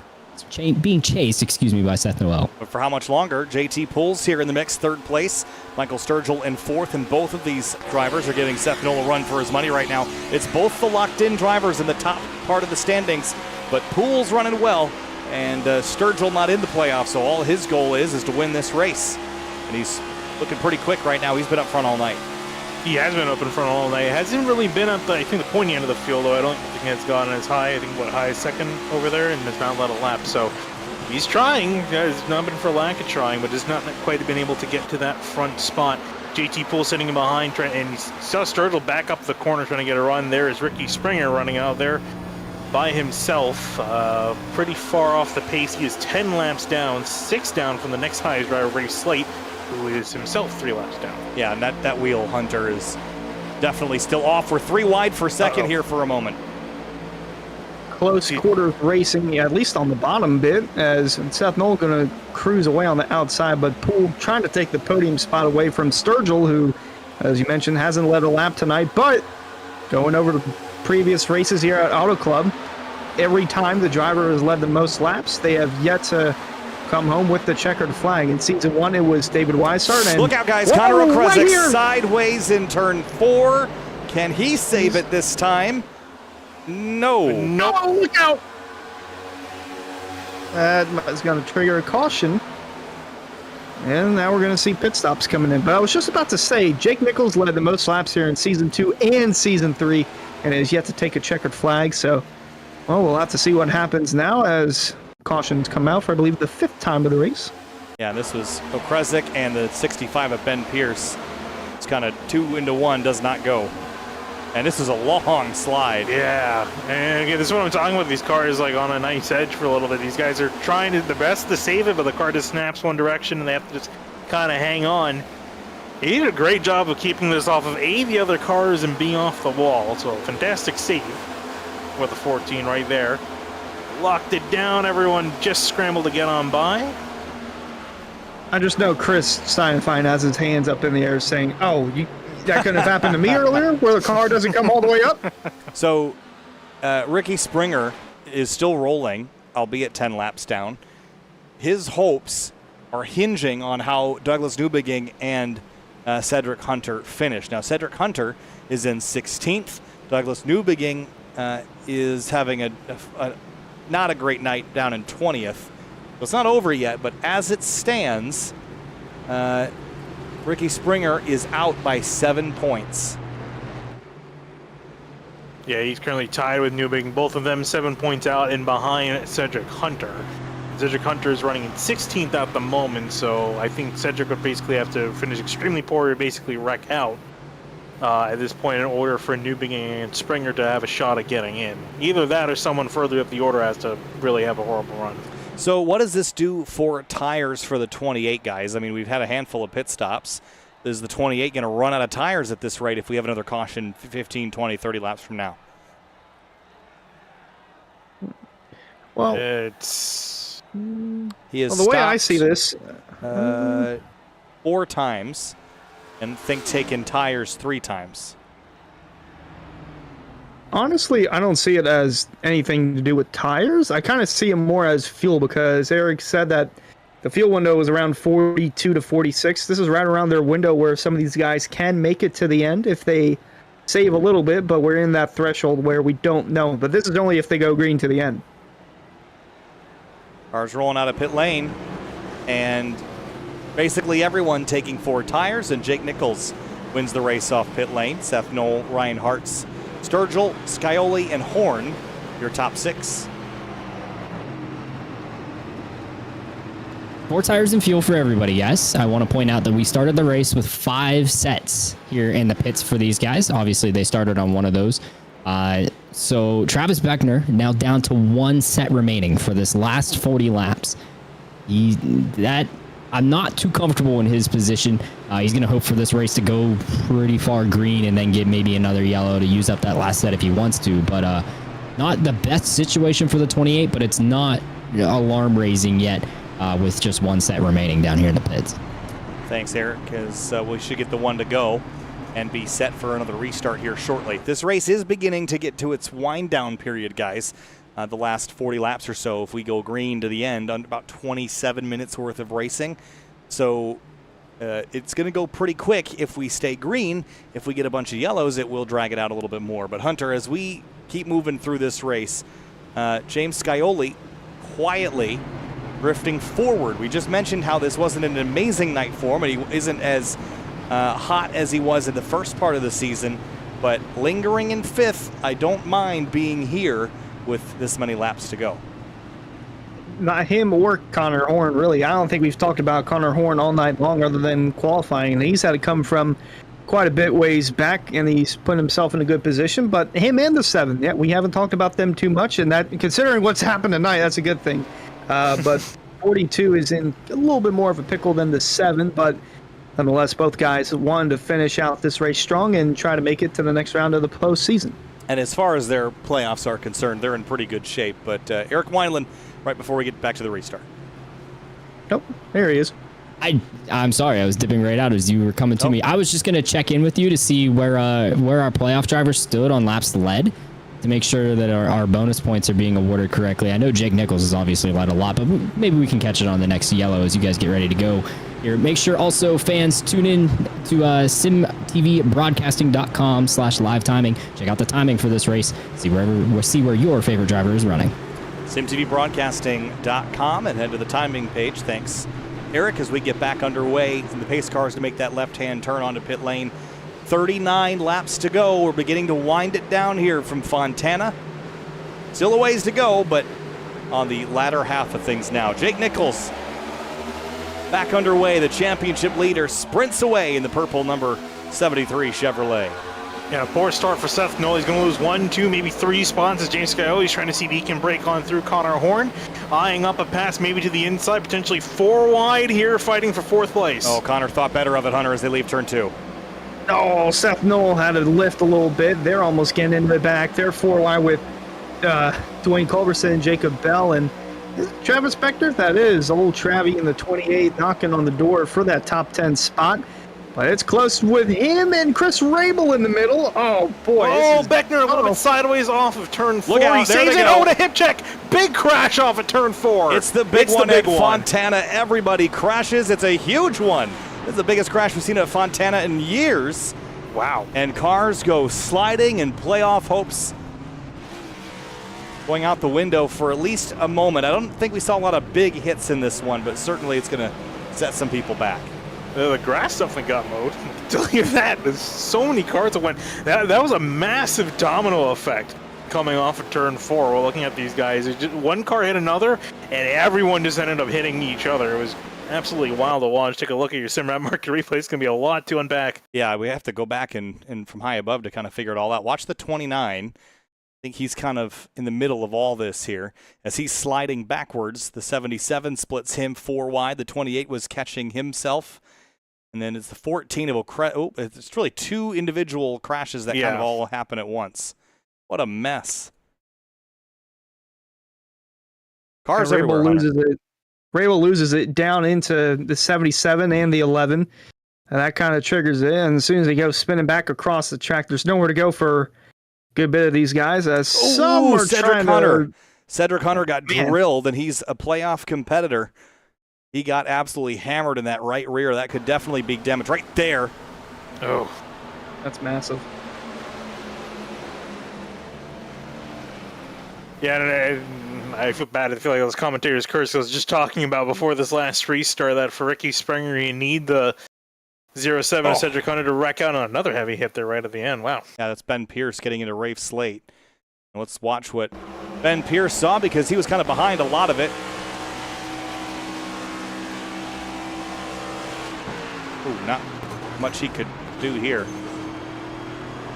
Oh, he was clear. He thought he was accelerating and then plow.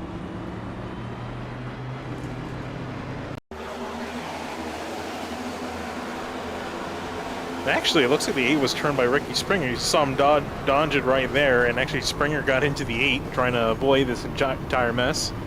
And then also the 28 of Beckner was loose just prior to this, and then he gets hit. Oh, did the 11 get that wall on the inside? I think he might have missed it. I think he got way closer than he would have liked. So you know what? Beckner got through that relatively unscathed compared to Scioli. Yeah, no, it definitely could have been a lot worse, but wow, he got really close there. If he had gone the wrong direction, that would have been night over for the 11. Well, pandemonium out of turn 4, Eric Wineland, as the cautions continue. It's going to shake up things a little bit for the time being. Oh, it's absolutely crazy. But hey, I just got a chance to check in with one of our playoff drivers. Greg Mitchell was so nice to talk to me. Listen in. All right, guys, checking in with Greg Mitchell down here in the number 2 Ford machine, currently clocked in the 8th position. Greg, you just missed a pretty big wreck right there. How you feeling? What can you do to make this playoff push here in this final 36 laps? Yeah, I'm trying hard. I'm trying to save tires and keep track position right now. So these guys are crazy. Everyone's kind of protecting the top line because that's where the momentum is. You almost have to slide job if you take a dive to the inside. So that's kind of the only way to get around. Other than that, I'm just trying to make it to the end, and I got to get to the front. So I noticed you're flying solo here in Physicus Motorsports Discord channel. Anyone helping you feed you points as you go, or are you just winging it and hoping it comes out on the other end with you in the playoffs?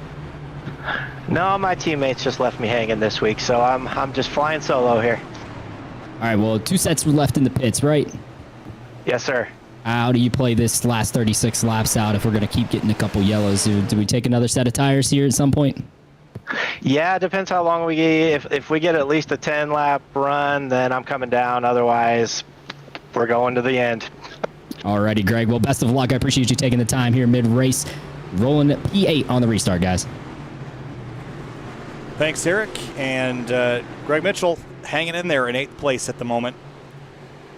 Ryan Hartz, looking him in 2nd place. Could he sneak a victory in this? Winless this season, 3rd in the standings coming into the night. I think there's something to be said about that 3 being a favorite potentially after being quiet all season long. Getting hot at the right time. 35 laps to go from Auto Club Speedway, back underway once again, and already 3 wide. Beckner spearheading that 3rd lane. Yeah, trying to make something happen here as you get the restart. Connor Horn potentially looking to the outside of Sturgill here. Everyone bundling up. Skylar Shackelford to the inside of Connor Horn as they're going to stack up a little bit on that inside lane. Culberson looking a little bit loose off the corner at his pin, and Momonio off of turn 2. And Shackelford had a moment there. He's going to lose quite a bit of track position, and Tua Mitchell is just next to him as they head into turn 3. Was the 7 car just spinning, narrowly hitting the pit wall? How is he up here in 4th? That was the 11 of Jordan Martin. Jordan Martin, okay. Whoa, we almost had a moment there. Boy, everybody's skedaddling all over the track in the background and spreading out again on the front straightaway. It's amazing how wide this place is, but yet can feel like there's so little space. Yeah, because everyone, when you're in the middle of the corner, you can go anywhere, and you come off the corner, everyone files into one particular part. That's where they'll stack up on one another, and that's where it really starts to feel really tight. We talked about it, speaking of which, got very close to the 80 when Dwayne Culberson as Newbegin got a very poor run off the corner. He dropped back 2 spots, maybe 3, as Martin's working to the outside of him. All about survival here. 21's doing just that, although he's been near some chaotic parts. Whoa. As soon as I say that, go figure. He almost loses it. So that smile went away quick. Now he's just trying to survive again. You saw him fight for control for a moment, gets a bump from the 5 of Garrett Grant. Look at Newbegin trying to rebound here to the bottom. This is not something that Ricky Springer wanted to see. The 71 moving forward. I was just about to say that because now with that wreck, Cedric Hunter's moved out as they run right now. Springer's in over a point over Cedric Hunter, but is 9th in the standings. Newbegin is the last guy in. So Newbegin continues to have this good performance. If he can continue working up the order, it's going to be poor for Ricky Springer, as you see for the lead. Here comes Ryan Hartz making a charge at the 73 of Jake Nichols. Their battle from last season, it's starting over again. Hart's lost a handful of races a season ago just from keeping it clean with the 73. Don't know if he'll do the same here tonight. JT Poole hoping that they can collide because he's in the catbird seat right now, running in the 3rd spot. Well, was running in 3rd. Here comes Seth Knoll, now moving up to 3rd. Crossover and contact. Jake Nichols to the bottom. Knoll to the outside moves to 2nd place, and Ryan Hartz to the lead. Yeah, I'm sure for Knoll, he's like, if something happens, he's already locked in. So Knoll's just moving people out of his way. He wants a chance here of getting the win. Not to mention the team championship side of things. You got Solid Rock Performance up here. You got Miller Racing and Solar Flare Racing. All these guys, this is the closest it's been. So they're racing for a little more than a championship here for the driver's side of things. The teams want to be at the top of the end of the season. They are 2 wide. Here comes Connor Horn. Look at him go in the 42. Look at him go indeed to the outside of the 73 of Jake Nichols. They have had disagreements this season. And James Scioli will also blow by the 73. It's amazing how fast when you're out of that preferred groove you can fall down the order. Maybe Jake will take this opportunity to save tire Finney, and that's what he does best, is make hay on these longer runs as we get 30 laps to go this time through. Yeah, I think the best thing for him might be to just kind of draw it back a little, maybe try to see if he can try to get himself back in that outside lane. You know, it's kind of that ebb and flow throughout the run. You kind of draw back a little bit, you get off kilter, and then you finally find a good rhythm to get back in, and then you can come back to the front. And Connor Horn looks like he's found that rhythm right now, working to the outside of the 26 of Poole. Though he gets the run and blocks him off. Seth Knoll with the run on the 3, same thing with Poole, and it's a 3-car train bump drafting down the back straightaway. There are quite a bit of cars training their way into turn 3, and gosh, you can just see the intensity that's going around. Most of these guys going single file. Those that are risking it on the outside. Oh, kind of close there. It was Greg Mitchell and Shackelford there, duking it out for 8th. Greg Mitchell now going around the outside of Jake Nichols. For Mitchell, the intensity is going to start rising because 8th place isn't going to do it. Nor 7th, nor 6th, nor 5th. It has to be a win. And there's only 7 drivers ahead of him that he has to beat. He's closer to the front than he is the back, but he's got work to do. Definitely has a lot of work to do, and a lot of things stacking up against him here. He's got to really start to kick it up a notch. He's been running just about around 5th, if not a little bit outside that top 5, and he's made some big progress there. Looking to the outside, and there comes the 73, and Nichols trying to work the outside, has to give up and stay in behind the 2 of Mitchell. Wow, they are just fanning out too wide, all the way on the apron there in front of the pit road, which our own Eric Weiland is at. Eric, any updates? Yeah, Solar Flare Racing Radio. I was checking in with Mr. Culberson and running 10th very solidly. One of his best nights he's probably ever had in area. Checking in on Dwayne Culberson. Hi. Living the dream. That's all I got. Man, I wish I could get somebody to help me. So Dwayne having a very calm, quiet night. Jake Nichols not happy, not getting any help, and he's having to do it all on his own. You see him top of 3 wide off 4. What a move from the 73, guys. Well, he's got the Jimmy Johnson effect. You win too much and no one wants to help you at this stage. So, but the funny thing is he hasn't been that dominant. He's certainly been one of the best in the points, absolutely, but he hasn't won a million races like he did last season. Even if he won everything from here on to the end of the season, he couldn't tie his win total from last year. So it hasn't been the same season, but despite that, people are just not willing to help you if you've got a bunch of championships and a bunch of wins and you're solidified into the next round of the playoffs. Every man, every woman for themselves. Yeah, I was going to say, he knows everyone thinks, he's going to make it back to the front eventually. He can afford to kind of just hang out there to dry. And he's been trying his best, but he's been really stuck on that bottom lane. He got stuck on the bottom again. He was making some really good progress in the outside lane, but can't quite find a place to squeeze back in. We'll finally pull in behind Michael Sturgill, sit back there. And it looks like now a lot of guys in the front, they're scared to kind of pull out a lane, I think, because seeing what happened to the 73. They're fanning out in the corner, but they're kind of staying single file for the most part. They want to get a big enough run to get into the corner and not be on the negative heading into it. That's why you see a lot of guys going on the outside and not too many making a move to the inside. Although one of those to the inside is Delonte Ballard. He is on the cusp of a top 10 with teammate Dwayne Culberson in front, but he's currently door-to-door right now. For the 11th position, Travis Beckner, again, slow climb up to the front. It hasn't been a clean climb. He's been in the middle of some carnage, but 28 working his way towards the front. Delonte trying to stop the bleeding here as they continue to duke it out. Douglas Dubiging is digging Ricky Springer's hole a little deeper, continues to make his way forward up into 9th place now, and looking even better than that if he can get by the 88 of Skylar Shackelford as well. Jake Nichols up to 4th place, now hounding drivers and on the bottom of the racetrack of all places, Finian. Yeah, he's back on the bottom again. I guess he figured it's the only place they're going to let him try to make any sort of progress, but then loses a whole lot of time. He's even get completely freight trained down the front straight. He's going to go back on to the outside, in behind Sturgill yet again. Goes back to the inside. A huge dive for him this time into turn 1. He might take away 4th here. It's going to be close. He's not going to have enough to get around Poole. But that outside line, the strong run it gets, well, now he's going to have help from Sturgill in the 17, tucked back in line. Let's say that run you get on the outside just takes away the momentum on the inside.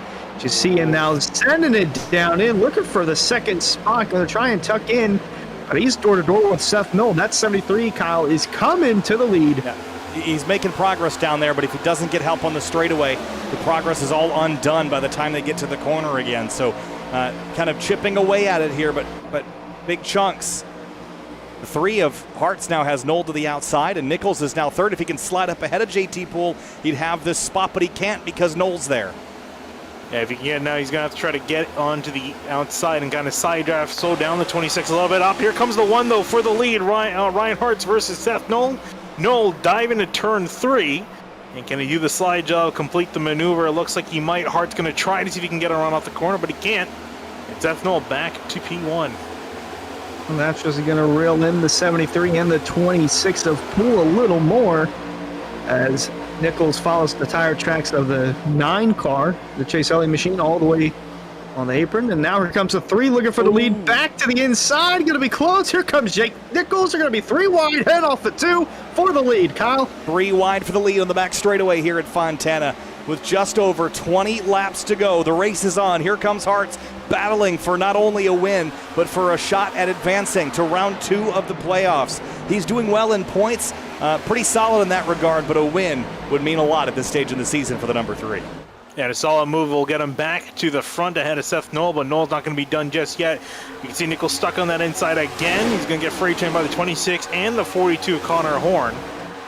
And Jake Nichols back into 5th. We'll dive again. These dives have been working out pretty well for him, but I got to imagine he's going to be burning up his stuff trying to keep that car planted to the inside like that. A little further back here, teammate Dwayne Culberson having a solid run in the 9th spot.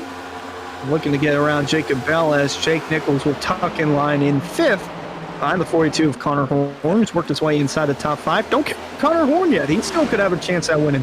From the bottom lane to the next lap on the top lane, Jake Nichols taking the elevator to the top floor in turns 3 and 4 and settles into 5th to make his hunt back forward. To the bottom again. Here he goes. 20 laps to go this time through and passes 1, 2, 3 cars on the bottom into turn 1. Trying to see if he can get back on Knoll, but I think it's going to lose out progress all off the corner. And I can't imagine at some point he's going to have to change up the strategy because I think they're realizing what he's trying to do and they're really trying to pinch into that inside lane. Greg Mitchell now coming up in behind 73 and in behind 2. Here comes the 17 of Sturgill who dropped back, now starting to make some forward progress back to the front. Mitchell still needs to get up to the lead if he wants to have a shot at moving on to the next round. He falls back to 7th. Sturgill will move into 6th. Then JT Poole just pushing the Chase Elliott machine of Seth Knoll. Not sure why it's in the Napa colors, but nonetheless, it's still quick as Poole's going to look to the outside, try to get a run. No dive to the inside from Jake Nichols, but he's looking for 4th from Connor Horn. Close to contact there, coming out 2. Remember, JT Poole has not won in the Cup Series yet, and he is in the playoffs. So this could mean a lot for him, but man, I'll tell you what. Jake Nichols is the mosquito in the ear of every driver in the top 5 right now because they just can't shake him. No matter how much they swat, he's still there just to their left side. Because they're probably going to whip out an electric fly swatter at some point in time because I'm sure they're getting annoyed with it every single time with him making a move to that inside because any moves that they want to make are cut off because the 73 absolutely sends it in there every single corner, every single lap.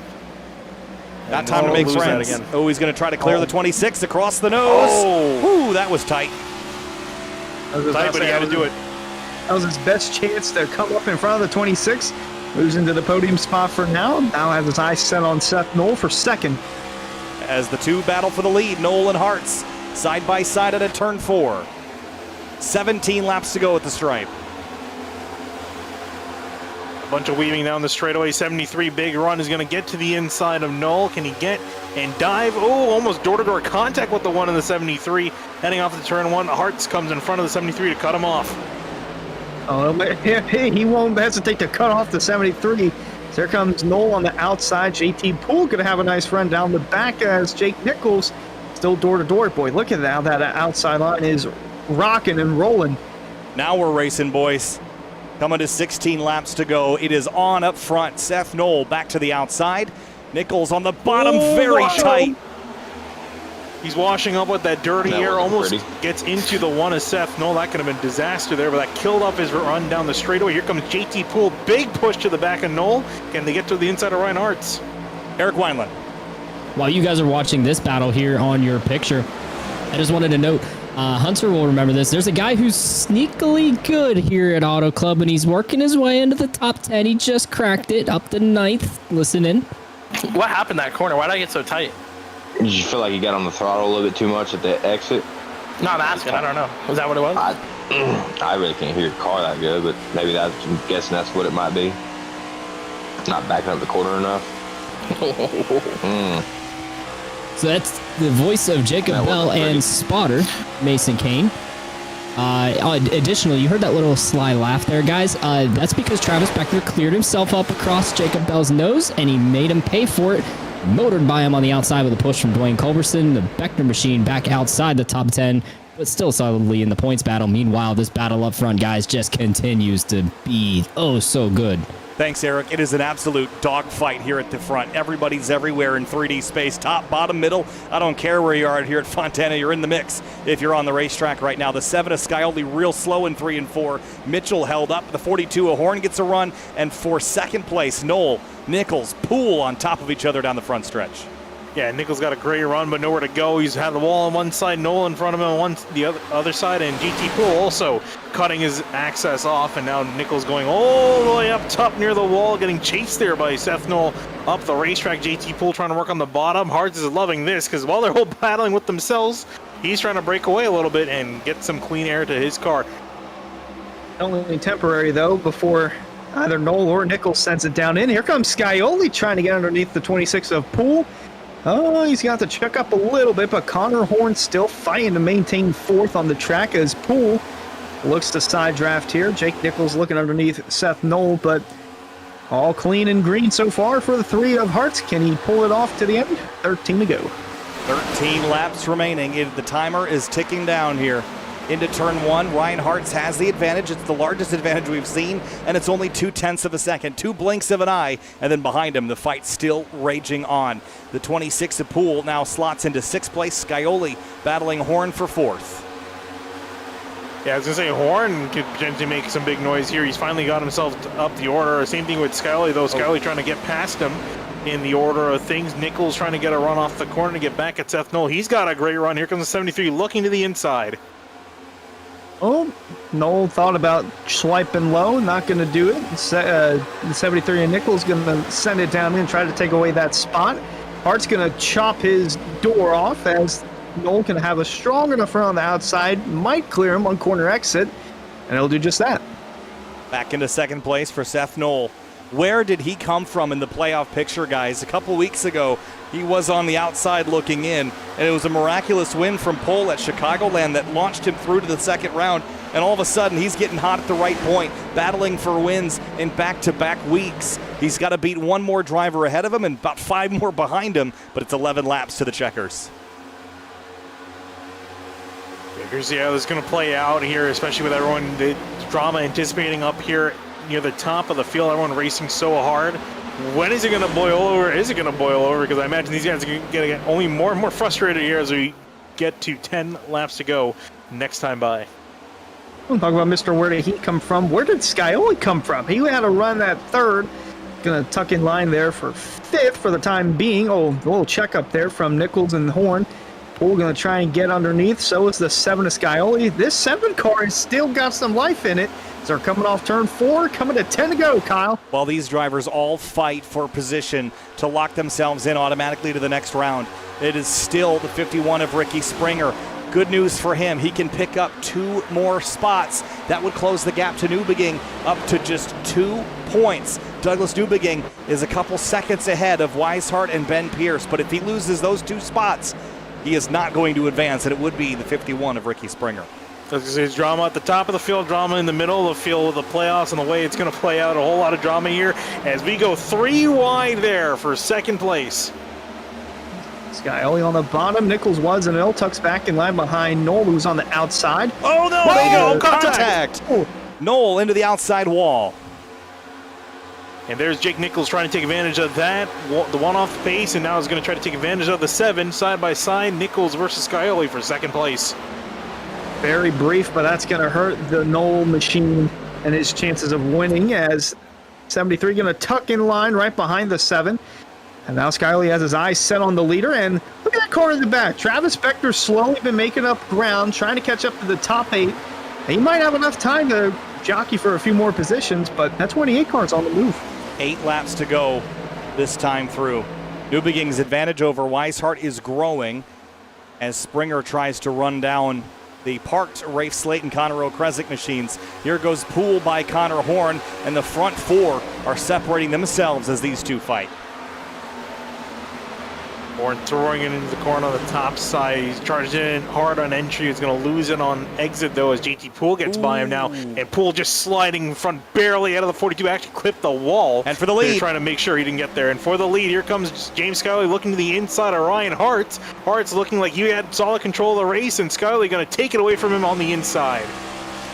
He's going to give him the spot, going to try and get a run on the front stretch, and maybe send it off into turn 1, but James Skyley taking the lead at a proper time in the race, coming to 7 to go.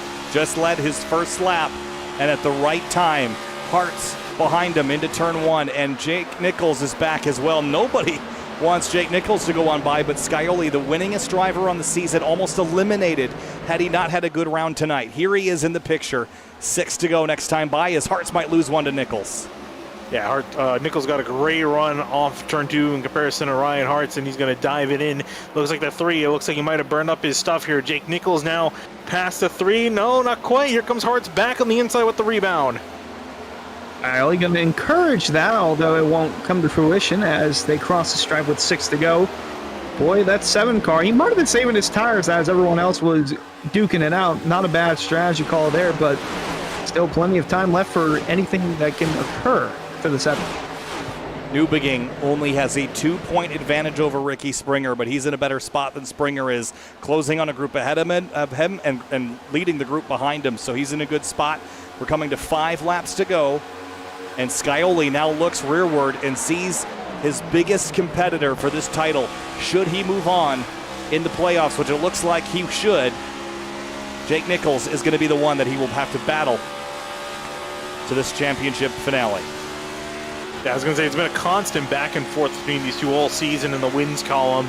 Nichols being very much more consistent than the 7, but really with the system, the wins matter a whole lot more, and Scioli's been leading that column and trying to see if he can get just that much more of a lead in the wins column here, if he can execute and keep that 73 in behind for just a couple more laps. He's still looking to close in on the 7 and try and make a move. It's gotten closer, but still just buying his time as they're working their way through 3 and 4. Meanwhile, behind the top 3, Seth Nolan's holding on to 4th, but Greg Mitchell on the move, and Connor Horn duking it out with Sturgill and JT Poole for the 6th position. Greg Mitchell is seeing his opportunity slip away. He needs to win this race to move on. 5th isn't going to do it, despite it being a very solid event for him. So Ryan Hartz on the radio just call out to Jake Nichols. He's like, Jake, you remember the last Auto Club race? Oh, hello. 3 wide. Oh, that was tight. Oh. Horn, man, maybe impatient with JT Poole. Oh, and he's also flashing ahead of them, too. That's got to be distracting. But, yeah, JT Poole's flirting with inches along quite a few of these guys, especially with Connor Horn. It's the second time we've seen him cut him off in particular. As we look back for the lead, Jake Nichols trying to catch back up on Scioli here. 3 laps to go, and the 73 looking to the outside lane. Scioli going down low. It's going to be enough of a run for the 73 to execute the maneuver. Oh, we got tight, though. Got tight and up into the outside wall almost. Lost a bit of ground. He's going to try to gain it back on the straightaway with that big run, but it was a net loss for Jake that time through. They were almost dead even in lap time last time by, and Hunter, it's going to be 4 miles remaining this time by the stripe. Once they get a quick yellow to come out, this is between the 7 and the 73. Hart's staying good in the catbird seat, but Scioli doesn't have this one locked up just yet. Jake Nichols going to try everything he can to get around the 7 of Scioli as they head into turn 1. A yellow would change everything and throw it all out the window. That's what the 51 of Ricky Springer needs. He needs Newbegin to fall back in some chaos. Otherwise, he is out with that crash with the 30 of Jeremy Miller. As I say, he also doesn't want to hear that Newbegin's just made up a couple more spots as well, so he's looking even more secure here as we look for the battle for the lead here, coming to the white flag. Jake Nichols up top, trying to see if he can get a decent run now out of turn 4 as they come out of that corner. Yep. White flag in the air. Does Nichols have enough of a run? He's going to look to the inside. There's Scioli blocking him down on the white line. It's now or never for the 73 of Nichols. When will he make the move, or will he wait till turn 3?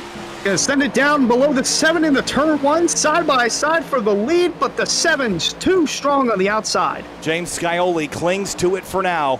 A mile remains at this Auto Club Speedway race. Jake Nichols slow out of turn 2. It's 1 car length stretching to 2.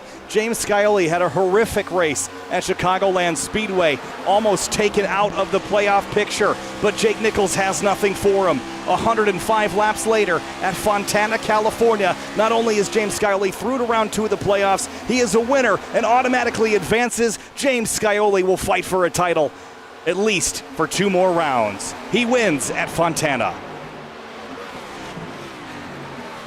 And some fantastic fighting on-track battle there between arguably the 2 top guys, the 2 Titans heading into this championship fight. Fantastic stuff between the 7 and the 73. James Scioli wins, and he only led the final 8 laps. Wow, that's crazy. I mean, he has been riding just about inside that top 10, top 5. Very quiet. I haven't really spoke a whole lot about that 7 until the second half of this race. And then just lit his tires up, got to the front.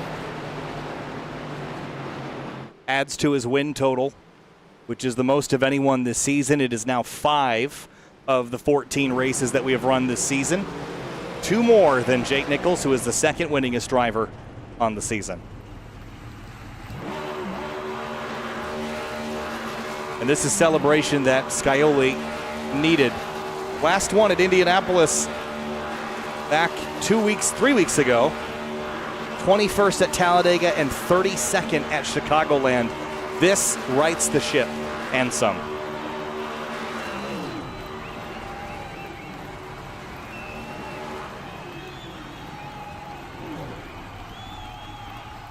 Roasted Gems Coffee number 7 is going to park it. And let's have a look at our race results. Finney, and it is the 7 up on top. The top 7 positions all taken by prospective playoff drivers, but Greg Mitchell will be one of those eliminated with his solid 4th place run. Yeah, I was going to say it was a valiant effort, but unfortunately with the way things played out, Mitchell does not have enough points to advance. He's 12 points behind the cutoff line, so it was a great race for him, but just not good enough. So he will be eliminated this round as we look through the rest of the order. Seth Noel, Pete Poole, Horn, Sturgill, Beckner, and Frankie Rosso coming in, just rounding out your top 10. Indeed, boy, that was a phenomenal race from those guys inside the top 10, even outside the top 10. Delonte Ballard gets 11th, Doug Newbigging in 14th. Got to see if he might be in by a couple of points, but boy, overall, just fantastic racing all throughout the pack. Yeah, looking down the rest of the results here, Ricky Springer has to be so frustrated. 5 points down on Douglas Newbigging, but it was all because of a crash at turn 1 with the 30 of Jeremy Miller, who was parked for the contact. And Finian, this is why, because that move takes the 51 out of a title fight. Yeah, I was going to say that's really the big headline coming out of tonight. It's Ricky Springer, your title contender, fought in the championship for last season, is not even going to have a shot, not even going to make it past the first round due to that wreck. So that's going to be a big talking point. And that the 30 and the 51, I definitely think you could expect a rivalry between those two, if not for the remainder of the season, for quite a few races in the future. And also the 07 of Cedric Hunter eliminated alongside Michael Curran, who was not present tonight. So all that aside, let's talk to our top 3. And 3rd place in this one was leading up until the final handful of laps. Ryan Hartz, you're still winless this season. Oh, so close tonight. You were in position, led 23 laps, but couldn't quite hang on. What'd you need to beat Jake and James? Yeah, thanks for reminding me, Kyle. I appreciate that. Sorry. I don't know, just I was feeling really, really good out front, and I saw James was coming, so it was less than 10 to go. I was like, all right, I got to get going now, like, for really. And I tried to run middle, and James just went around me. So I don't know. Once I got behind both of them, it was just plowing. I couldn't keep up with them. I was hoping it would have been like last season where they wreck each other. I just go on through. But yeah, it's another one that gets away. Disappointing, but we're on to the next round. Thankfully, me and JT, we worked really, really well together, and I'm thankful for that, and everybody at SRP. But we'll head on to Richmond, I believe, and I'm glad with the speed I have right now. But tonight's just another one that got away.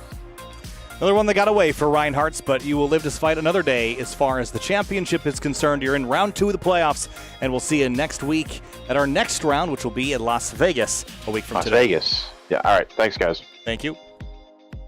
Jake Nichols comes home in second place, and last season this was a very different result. This was coming into the final round, and you were wrecked while going for the victory. Tonight you come up just short in second place. You have 3 wins on the season. James has had 5, but you're both locked into the next round of the playoffs, so the fight will continue. Your thoughts on tonight's race and round 2, Las Vegas and Richmond?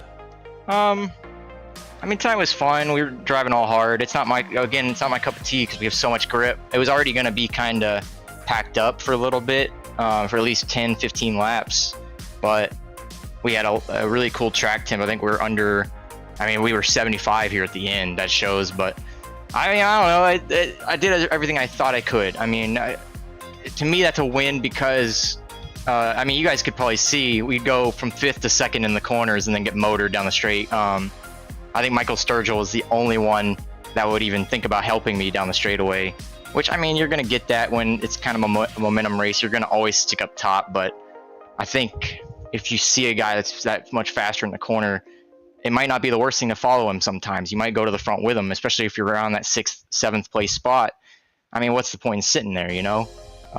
It's going to be harder for you to get to the lead if you just fall in line and stay there forever and ever until 5 to go, but I will take it. I mean, James ran good.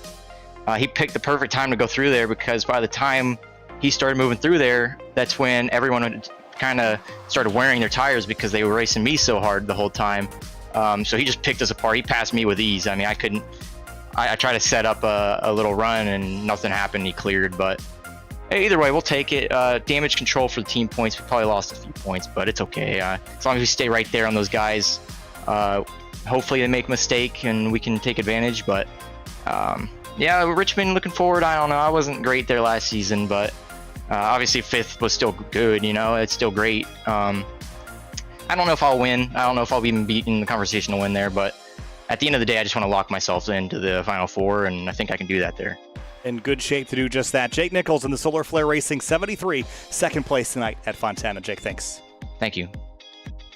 And it was his 5th win on the season, and James, things were not looking good after last week at Chicagoland. A 32nd place finish there. But all of a sudden, things come back around, and you win your 5th race of the season, lock yourself into that second round of the playoffs, and you right the ship. That's got to feel amazing. Yeah, it feels awesome. I still can't really believe it with like 25 to go. I think I was 15th. I just let the whole pack go because I was stuck on the bottom and going nowhere. And so I figured I'd just get behind all of them and just try and save my stuff. And I knew I had a tall task trying to pass all of them. I didn't really think I was going to be able to. And just kind of sat, rode around and saved my stuff and was able to slowly start picking them off. It's tough to pass out there. The top just gets lined up and they just side draft you and you get pulled back. So you kind of just have to send it in on the bottom. There were a couple times I moved up like 3 or 4 rows on the bottom and then lost it all right back down the straightaway. So definitely tough to pass out there. Just glad that I saved my stuff. And I thought when I got to the lead, I was going to be able to take a couple deep breaths, but there's just so much drag on this car and so much grip that Jake was able to keep it close and keep things interesting. Well, keep it interesting. He did up until the exit of turn number 4. But raced you clean, and you come out with another win on the season. Now you look forward to Las Vegas and Richmond. How do you feel about those 2 races before that season finale at Homestead on August 21st?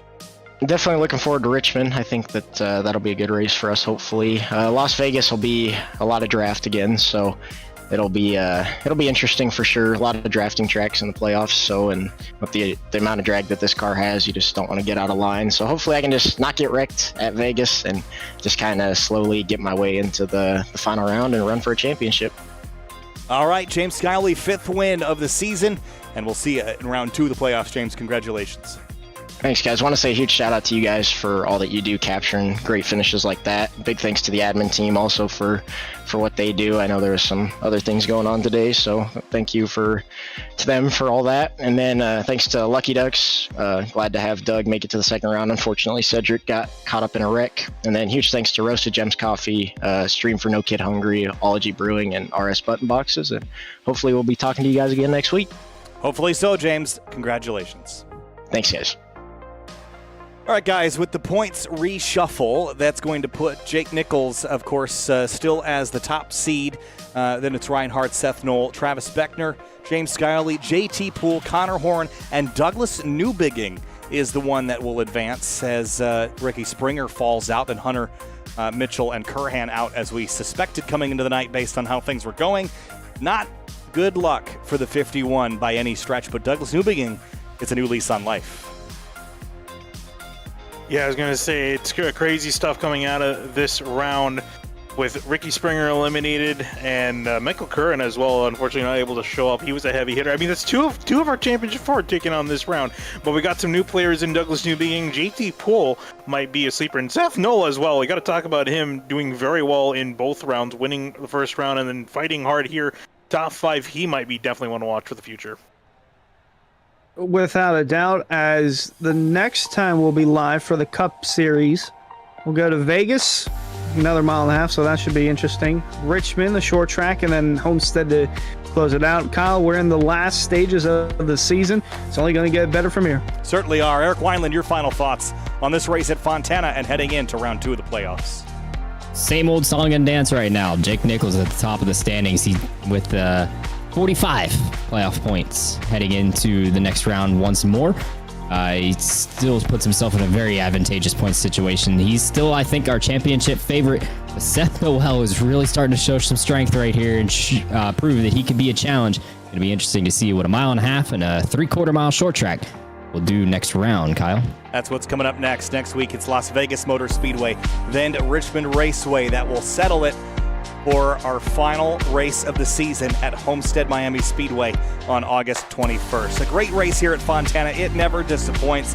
Big crashes midway, but a long green flag run to the end where James Scioli, Jake Nichols, and Ryan Hartz fought for victory in their 3 Chevrolets. We'll see you next week from Las Vegas, Nevada, but tune in tomorrow for the Area Truck Series as they head to their next round tomorrow at Phoenix Raceway. Before Thursday, we head back here to Auto Club for their last round of the playoffs.